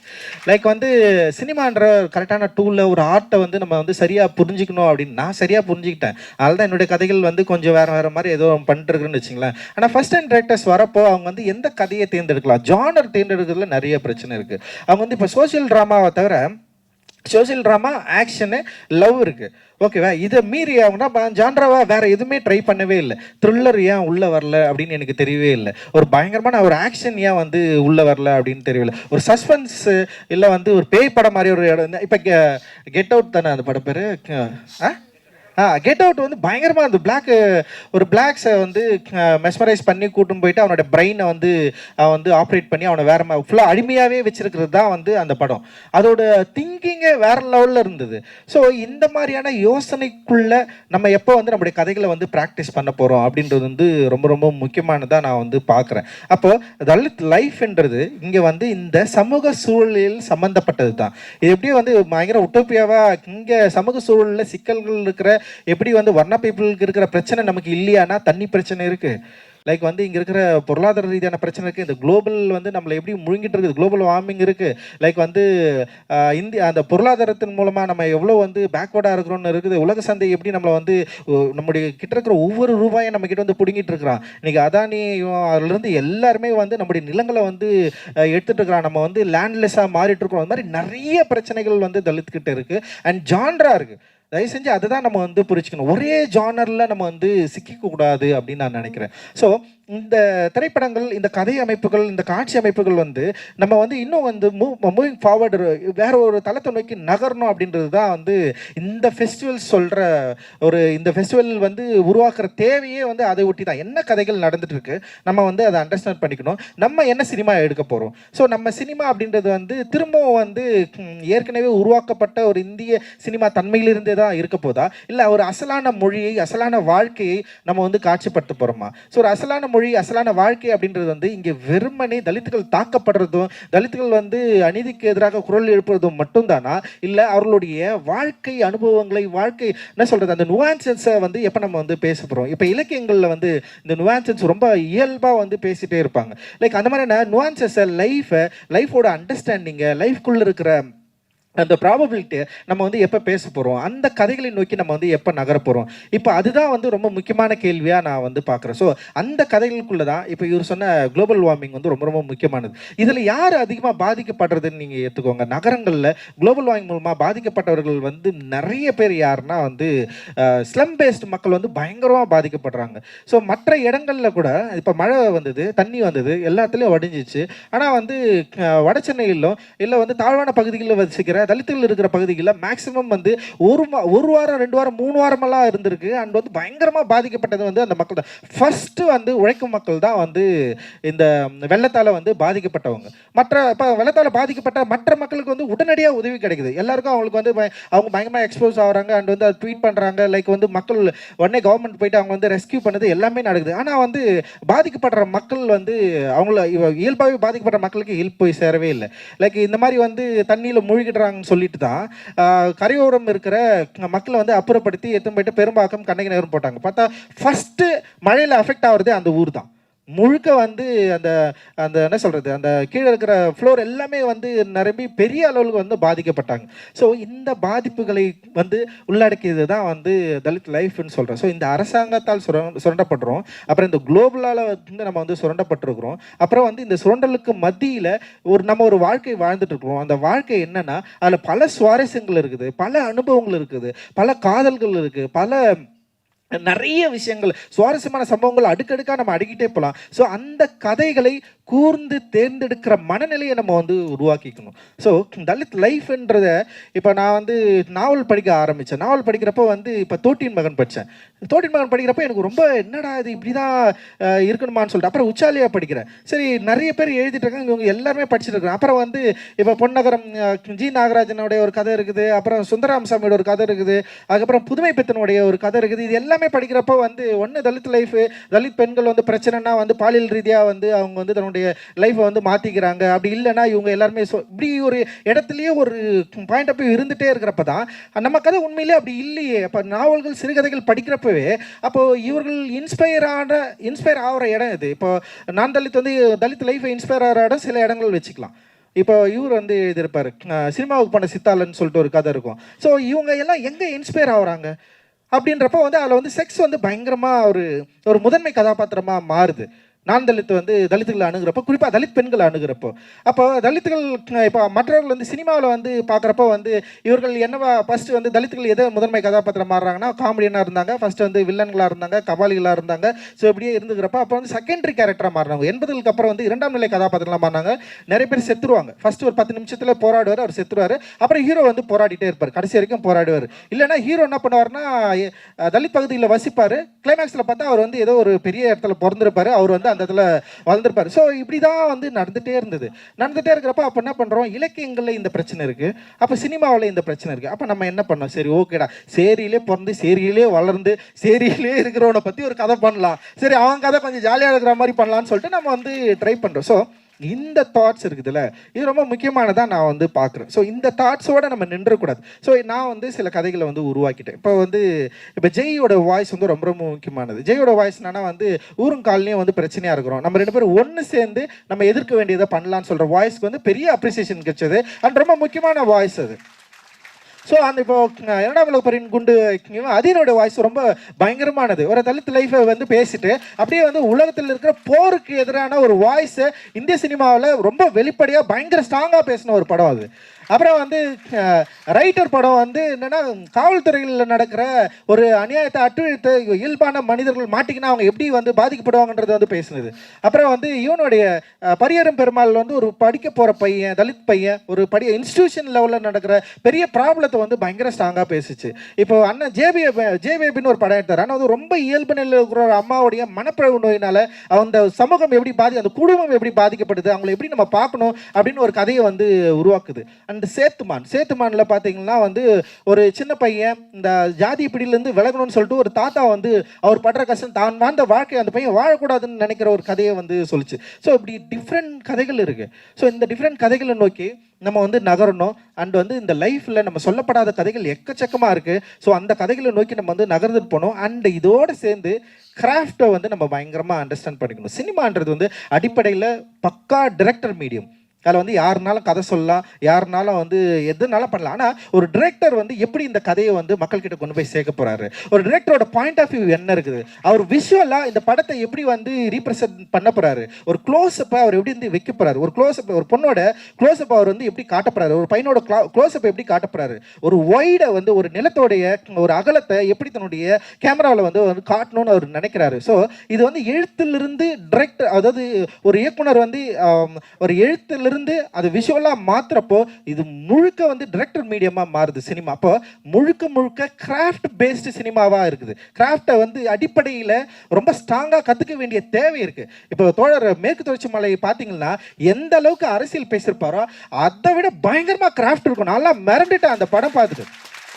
அந்த படத்தை வந்து பார்த்துட்டு எனக்கு வந்து கை கால்லாம், அந்த படம் முடிஞ்சு வெளியே வர எனக்கு கை கால்லாம் ஒதுருது. எப்படி ஒரு மனுஷன் வந்து ஒரு இயல்பை இப்படி படம் பிடிக்க முடியும்? ஒரு இயல்பை முரளி சார் அடிக்கடி சொல்லிட்டு இருப்பாரு, எது வந்து ரொம்ப ஸ்ட்ராங்கானது அப்படின்னா இயல்பானதுன்னு வரும், எளிமையானது. என்னுடைய கேமராமேன் சொல்ல ரொம்ப எளிமையாக இருக்குல்ல, அந்த எளிமையை படம் பிடிக்கிறதும் எழுதுறதும் எளிமையை காட்சிப்படுத்துறதும் தான் ரொம்ப சவாலானதுன்னு சொல்கிறார். அந்த சவாலை நீங்கள் அண்டர்ஸ்டாண்ட் பண்ணிக்கணும்னா கிராஃப்ட் ரொம்ப முக்கியம். கிராஃப்ட் வந்து ரொம்ப பெரிய விஷயம்லாம், ரொம்ப கஷ்டமான விஷயம்லாம் கிடையாது. கிராஃப்ட்னு ஆங்கில வார்த்தையை சொல்லணும்னால நீங்கள் வந்து அது ஒரு பெரிய விஷயம்னு நினச்சிடக்கூடாது. ரொம்ப இயல்பானது. அந்த இயல்பு என்னென்னா, உங்கள் கண் வழியாக இந்த சமூகம் உங்களுக்கு என்ன கருத்து கொடுத்ததோ, உங்கள் கண் வழியாக இந்த உலகத்தை பார்ப்பதா, அந்த உலகத்தை பார்க்குறதுக்கு உங்களுக்கு சில டூல்ஸ் வந்து உங்களுக்கு வந்து ஹெல்ப் பண்ண போகுது. அந்த டூல்ஸை சரியாக புரிஞ்சுக்கணும், அந்த கலரை சரியாக உள்ளே கொண்டு வரணும், அந்த லைட்டிங், அந்த கேரக்டரை நீங்கள் வந்து கரெக்டாக வந்து ஸ்டேஜ் பண்ணணும். அந்த ஸ்டேஜ் இருக்கிற பேலன்சிங் இருக்குல்ல, ஒரு ஃப்ரேமோட பேலன்சிங் இருக்குல்ல, அந்த பேலன்சிங்கை நீங்கள் கரெக்டாக கண்டுபிடிக்கணும். நீ ஒரு ஃப்ரேம் வச்சேன்னா இது எங்கே இருக்கணும், இவன் எங்கே உட்காந்துக்கணும், இவன் நான் எங்கே உட்காந்துக்கணும், இந்த கேரக்டர் எவ்வளோ தூரம் நடக்கணும், எங்கே நின்று பேசணும், அந்த காட்சியோட தன்மையை ஒரு சீன் இருக்குது. ஒரு சீனை வந்து நீங்கள் படிச்சுட்டு அந்த சீன் உங்களுக்குள்ளே என்ன பாதிப்பு உண்டாக்குது, அந்த பாதிப்பு தான் ஃபஸ்ட்டு. அந்த பாதிப்பு தான் அந்த சீன் வந்து உருவாக்கணும். ஸோ அந்த பாதிப்பை உருவாக்குவதற்கு என்ன நம்ம வந்து எப்படி இதை ஷூட் பண்ணலாம், என்ன மாதிரியான லைட்டில் வந்து இது இருக்கலாம். ஸோ இது எல்லாமே சேர்ந்தது தான் அது. ஸோ அந்த கிராஃப்டை நீங்கள் வந்து கற்றுக்கணும். இப்போ கூட நிறைய பேர் படம் எடுக்கிறாங்க, நம்மளை திட்டி கூட படம் எடுக்கிறாங்க. ஆனால் கிராஃப்ட் வைஸ் ஒன்றுமே இல்லை, ஜீரோ. அது நம்மளால் அது வந்து ஒரு படமாக கூட என்ன பண்ணுறது, ஒரு படமாக கூட ஏற்றுக்க முடியாது. அது படமே கிடையாது. நீ சினிமான்றது வந்து சும்மா சாதாரண விஷயம் கிடையாது, சிம்பிள். அது சினிமான்றது என்ன, அது சினிமா வந்து நீ சும்மா யாருனாலும் வந்து எடுத்துட முடியலாம் கிடையாது, யாருனாலும் எடுக்கலாம். ஆனால் இந்த கிராஃப்டை அண்டர்ஸ்டாண்ட் பண்ணி எடுக்கிறது இல்லை, அது ஒரு பெரிய சவால். அந்த சவாலை ஏற்றுக்கிட்டு அந்த கிராஃப்டை நீ கற்றுக்கிட்டு உன்னுடைய கதையை வந்து உன்னுடைய கதை மாந்திரங்களை அந்த கிராஃப்டில் அப்படி உழவு விட்டு அவனை ஒரு ஃப்ரேம் வைக்கணும். நீ ஃப்ரேம் வச்சோன்னா அப்படி வந்து ஸ்பைக்லி வந்து அப்படி பார்த்து நிற்பார்ல, அந்த மாதிரி வந்து இருக்கணும். சும்மா ஏதோ படம் எடுக்கிறோம்லாம் எடுத்துடக்கூடாது. அதுதான் என்னுடைய வேண்டுகோளை. சும்மா எல்லாம் வரோம், நம்ம ஒரு கதை எழுதலாம், ஓகே. கதை எழுதுறது ரொம்ப கஷ்டம், ஆனால் எல்லாரும் கதை எழுது ரொம்ப ஈஸி நினச்சினுக்கிறானுங்க. ஃபஸ்ட்டு கதை ஒழுங்காக எழுதணும், அதுக்கப்புறம் வந்து அந்த கதையை எப்படி சினிமாவை மாற்றணுன்றதுக்கு வந்து நம்ம கற்றுக்கணும். அடிப்படையில் நான் வந்து ஒரு சினிமா ஸ்டூடெண்ட் கிடையாது. நான் கற்றுக்கினது எல்லாமே படங்கள் பார்த்து தான். படங்கள்னால் நம்ம ஊர் படங்கள் கிடையாது. எனக்கு சில மாஸ்டர்ஸ் இருக்கிறாங்க. உண்மையிலே வந்து நான் இந்த இடத்துல மகேந்திரனை வந்து நான் நினைவு கூறுறேன். அவருடைய திரைப்படங்களில் இருக்கிற சில கருத்துக்களுக்கு நான் எதிரானவன். நான் உண்மையிலே சொல்கிறேன். அவர் காட்சிப்படுத்தின சில கருத்துக்கள், அவர் வச்ச லைஃபுக்கு நான் வந்து எதிரானவன். ஆனால் அவர் அந்த எளிமையை படம் பிடிச்சது இருக்குல்ல, பாலு மகேந்திராவை கூட சேர்ந்து லைக் வேற லெவல். பால் மகேந்திரன் இவங்கெல்லாம் வந்து அந்த கிராஃப்டை வேற லெவலில் அண்டர்ஸ்டாண்ட் பண்ணி ரொம்ப எளிமையாக மாற்றினாங்க. சினிமானா வந்து இவங்க தான் எடுக்க முடியும், அவங்க தான் எடுக்க முடியும் அப்படின்றத உடச்சி பிரேக் பண்ணவங்க தான் இவங்க எல்லாருமே. ஸோ அந்த இடத்துல இருந்து நம்ம இந்த சினிமாவை நம்ம புரிஞ்சுக்கணும். சினிமான்றது ஒரு பயங்கரமான ஒரு ஆர்ட் மீடியம். அது வந்து என்னதான் வந்து சந்தைகளால் பின்னப்பட்ட ஒரு உலகமாக இருந்தாலும், சந்தையோட சந்தை தான் பிரதானமாக இருந்தாலுமே, அது முழுக்க முழுக்க ஒரு ஆர்ட் மீடியம். அந்த ஆர்ட் மீடியத்தை நம்ம சரியாக நம்ம வந்து புரிஞ்சுக்கணும். அந்த ஆர்ட் மீடியத்தை சரியாக புரிஞ்சுக்கிட்டு அந்த கிராஃப்டை கற்றுக்கிட்டு நம்ம சொல்கிற கதைகளை பயங்கர ஸ்டாண்டர்டாக சொல்லணும். அவன் நிராகரிக்க முடியாத ஒரு இடத்த பிரச்சனை அம்பேத்கர் அதுதான் சொல்லுவார், எல்லாரையும் இக்னோர் பண்ணுன்னு சொல்லுவார். உன்னை நோக்கி வர விமர்சனங்கள் சரியானதை கிடையாது, எல்லாத்தையும் இக்னோர் பண்ணு. ஆனால் நம்ம எங்கே வந்து இருக்கிறோம்னா, நம்ம எழுதுறத நம்ம சொல்கிறத அவன் அக்செப்ட் பண்ணுற இடத்துல நம்ம வந்து நம்முடைய கருத்தை முன்வைக்கணும் அப்படின்னு சொல்கிறாரு. பல விவாதங்கள் உருவாகலாம், ஆனால் நம்முடைய கருத்தை அவனால் வந்து விளக்கவே முடியாத ஒரு இடத்துல இருக்கணும் அப்படின்னு சொல்கிறாரு. ஸோ அந்த மாதிரியான திரைப்படங்களை நம்ம எடுக்கிறதுக்கு நம்ம வந்து நம்மளை வந்து அப்ளை பண்ணணும், கற்றுக்கணும்னு நினைக்கிறேன். இங்கே எல்லாருமே நம்ம இருக்கிறோம். நம்ம எல்லாருக்குமான எல்லாருக்குமே தனித்தனி இயக்குநர்களுக்கு ஒரு லாங்குவேஜ் இருக்குது. அந்த லாங்குவேஜை கற்றுக்கிட்டாலே போதும். ஸோ அதை கற்றுக்கொள்வதற்கு இந்த 3 நாள் அந்த இது வந்து உங்களுக்கு வந்து பயனுள்ளதாக இருக்கும் அப்படின்னு நான் நம்புகிறேன். தேங்க்யூ.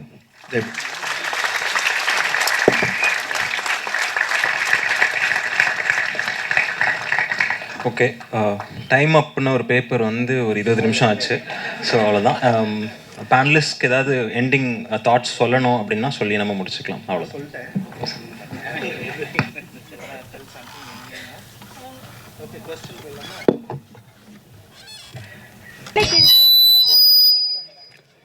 ஹலோ, ஒரு சின்ன அப்சர்வேஷன். இந்த தலித் சினிமான்றது ஒரு 60 இயர்ஸாக வந்துட்டே இருக்கு. கன்னடாவில் வந்திருக்கு, சோமனதுடி வந்திருக்கு, சம்ஸ்காரா வந்திருக்கு, முன்னாள் சேன முருகையான்னு ஒரு படம் எடுத்தார், சத்யஜித்ரே தீன் கன்யான்னு ஒரு படம் எடுத்தார், ஷாம்பென்கள் 8 படம் எடுத்தார் தலித்ஸ் பற்றி. ஸோ இந்த தலித் ஃபிலிம்ஸ் வந்துட்டே இருக்கு. அது பிராமின்ஸ் பண்ண தலித் ஃபிலிம்ஸா, தலித்ஸ் பண்ண தலித் ஃபிலிம்ஸா? ஸோ இந்த மாதிரி விஷயங்களெல்லாம் நாங்கள் யோசனை பண்ணோம் சொல்கிறேன். சார், நீங்கள் சொன்னீங்க எல்லோரும் நாங்கள் ஒன்றா தான் சாப்பிடுவோம், அதை தான் சாப்பிட்ணுன்னு சொன்னீங்க உங்கள் ஷூட்டிங்கில். பட் எல்லாருக்கும் நீங்கள் ஒரே சம்பளம் கொடுக்குறீங்களா? அப்போ ரஞ்சித் சார், உங்கள் ட்ரெஸ் நீங்களே தான் வாஷ் பண்ணுறீங்களா? സാറിൻ്റെ ജോലി എന്നാ സാർ? സാറിൻ്റെ ജോലി എന്നാ?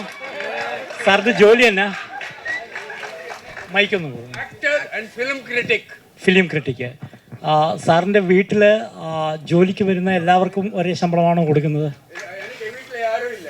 ആരുമില്ലേ? Okay. So every salary it is depend on the job. It is depend on the job. So ഇപ്പോൾ ഒരു ആക്ടറുടെ ശമ്പളം നമുക്ക് ചിലപ്പോൾ വേറൊരു ചെറിയ വേഷം ചെയ്യുന്ന ആക്ടർക്ക് കൊടുക്കാൻ പറ്റില്ല. ഒരു ആക്ടറുടെ ശമ്പളം നമുക്കൊരു ലൈറ്റിൻ്റെ ടെക്നീഷ്യന് കൊടുക്കാൻ പറ്റില്ല. It's like the society. നമ്മളിപ്പോൾ ഒരു കളക്ടറുടെ ശമ്പളമല്ലല്ലോ നമുക്ക് അതേ ഓഫീസിൽ കളക്ടറേക്കാൾ കൂടുതൽ നേരം ജോലി ചെയ്യുന്ന പാർട്ട് ടൈം ക്ലാസ് 4 ജീവനക്കാർക്ക് കൊടുക്കുന്ന അതേ ശമ്പളമല്ലല്ലോ നമ്മൾ. So salary wise that is not എന്താ നമ്മൾ ഈ പറഞ്ഞതിനകത്തൊരു റിലവൻ്റ് അല്ല എന്നാണ് എനിക്ക് തോന്നുന്നത്. ഭക്ഷണം കഴിക്കുക എന്ന് പറയുന്നത് ബേസിക്കായ കാര്യമാണ്. എല്ലാ മനുഷ്യന്മാരും ഒരുപോലെ ഒരേ ഭക്ഷണം കഴിക്കുക, ഒന്നിച്ചിരിക്കുക എന്ന് പറയുന്നത് ബേസിക്കായ കാര്യമാണ്. അതിനകത്ത് മാറ്റി നിർത്തുന്നത് കാസ്റ്റിസമാണ്. പക്ഷേ നിങ്ങൾ ചെയ്യുന്ന ജോലിക്ക് അതിനാനുപാതികമായ ശമ്പളം കൊടുക്കുക എന്ന് പറയുന്നത് ഇറ്റ്സ് സംതിങ് ഡിഫറൻസ്. ആ ജോലിക്ക് അർഹമായ തുക കൊടുത്തില്ലെങ്കിലാണ് പ്രശ്നം. ഒരാൾ ചെയ്യുന്ന ജോലിക്ക് ഒരു അർഹമായ ഒരു മിനിമം തുക കൊടുത്തില്ലെങ്കിൽ അത് പ്രശ്നമാണ്. മിനിമം തുക കൊടുത്തു കഴിഞ്ഞാൽ അത് തന്നെ. ரஞ்சித்னா இதோட ஒரே விஷயம், என் துணி நான் துவைப்பேன் சம்டைம்ஸு, இல்லைன்னா எங்கள் வீட்டில் என் ஒய்ஃப் துவைப்பாங்க. அப்புறம் மிஷின் தான், மேக்ஸிமம் மிஷின் தான் இருக்குது, அந்த மிஷின் வந்து துவைச்சிரும்.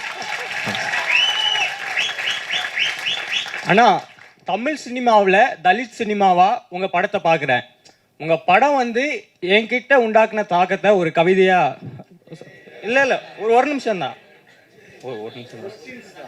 வாண்ணா, கவிதைன்னா நீ பர்சனலாக எழுதி கொடுத்துட்றா, நீ எனக்கு எழுதி கொடுத்துரு, எனக்கு அனுப்பிச்சிரு, என் நம்பர் தரேன், நீ எனக்கு அனுப்பிச்சி விட்டுரு, கேள்வின்னா கேட்கலாம்டா. அதான் இதுல இருந்து தான் கொஸ்டின்ஸ் வருது. கொஸ்டின்ஸே டைரக்ட் மட்டும் கேட்டுரு வேணா. அதாவது தேவர் மகன்களும் எஜமான்களும் சின்ன கவுண்டர்களும் நாட்டாமைகளும் கொண்டாடப்பட்ட இந்த தமிழ் சினிமாவில் கபாலிக்களுக்கு கைத்தட்ட வைத்தது எப்படி சாத்தியமானது? அதே தான் அதே மாதிரி ஒரு லாங்குவேஜ் தான். ஸோ இதுக்கு முன்னாடி அந்த வாய்ஸ் இல்லை. நம்ம வந்து அந்த மெயின் ஸ்ட்ரீமில் வந்து அதை கொண்டு போயிட்டு சுவாரஸ்யமாக பண்ணுறப்போ அவங்க எல்லாருமே அவங்களை மறந்து கை தட்டினாங்க. அதுதான் ரொம்ப முக்கியமானு தான் நான் நினைக்கிறேன். ஆக்சுவலி கடைசி கேள்வி. கேள்வி மட்டும். வணக்கம். தமிழ் சினிமாவில் முக்கியமாக தலித்துகள் படம் எடுக்கும் பொழுது மீண்டும் மீண்டும் தலித்துடைய பிரச்சனைகளை மட்டுமே படமாக எடுக்கிறாங்க அப்படின்னு சொல்லி சில வார்த்தை தெரிவிச்சிட்டிங்க.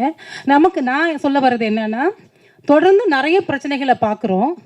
குளோபல் வார்மிங், விவசாயம், இயற்கை, எல்லா பிரச்சனைகளையும் பார்த்தால் கூட மிக முக்கியமான பிரச்சனை எவ்வரி மினிட் சந்திக்கிற ஒரு பிரச்சனை வந்து தலித் சாதிய அடக்கம். அது தப்பாக புரிஞ்சுக்கிட்டீங்க. நான் என்ன சொல்கிறேன், ஒரு தலித் அதனால் எப்படி அஃபெக்ட் ஆகிறான் அப்படின்றது தான் நான் வந்து அந்த மாதிரி கதைகளை நம்ம வந்து உருவாக்கலாம் அப்படின்னு சொன்னேன். நான் வந்து என்னென்னா, தலித்துகளுக்கு வந்து வேறு பிரச்சனைலாம் இல்லையா, அது வெறும் ஜாதி பற்றி மட்டும் தான் பேசிருக்கணுமா அப்படி இல்லை. இதன் அடிப்படையில் தலித் லைஃப் அந்த கெட்டோஸ் எப்படி வந்து அஃபெக்ட் ஆகுது, இதனால இவங்க எப்படி வந்து பாதிப்புக்கு உள்ளாக அப்படின்ற கதைகளையும் நம்ம வந்து பேசலாம் அப்படின்னு நான் சொல்றேன். ரொம்ப பாதிக்கிறதுனால மேபி எனக்கு கூட நான் ஒரு இயக்குனர் ஆகணுன்ற விருப்பம் இருக்கும்போது முதல்ல தலித்துகளை பத்தின சாதி அடக்குமுறையை பத்தின ஒரு படத்தை எடுப்போம், அதன் பிறகு எல்லா பிரச்சனையும் பேசலான்றது என்னோட விருப்பம். நன்றி நன்றி நன்றி. தற்போது இயக்குனர் எஸ் ஜெயக்குமார் அவர்களுக்கு நினைவு பரிசு வழங்க திரைக்கு வர உள்ள பாட்டில் ராதா படத்தின் இயக்குனர் தினகரன் அவர்களை மேடைக்கு அழைக்கிறோம்.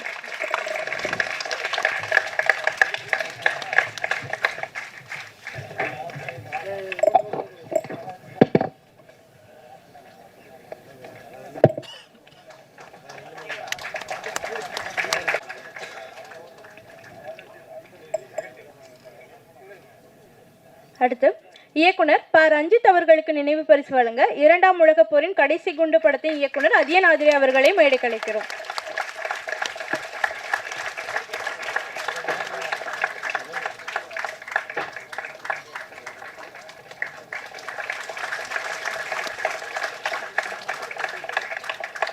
அடுத்ததாக தலித் சினிமா பற்றிய கலந்துரையாடலின் தொகுப்பாளர், பிலிம் மேக்கர், எஜுகேட்டர் இளமருது அவர்களுக்கு நினைவு பரிசு வழங்க திரைக்கதை ஆசிரியர், எழுத்தாளர் தமிழ் பிரபா அவர்களை மேடைக்கு அழைக்கிறோம்.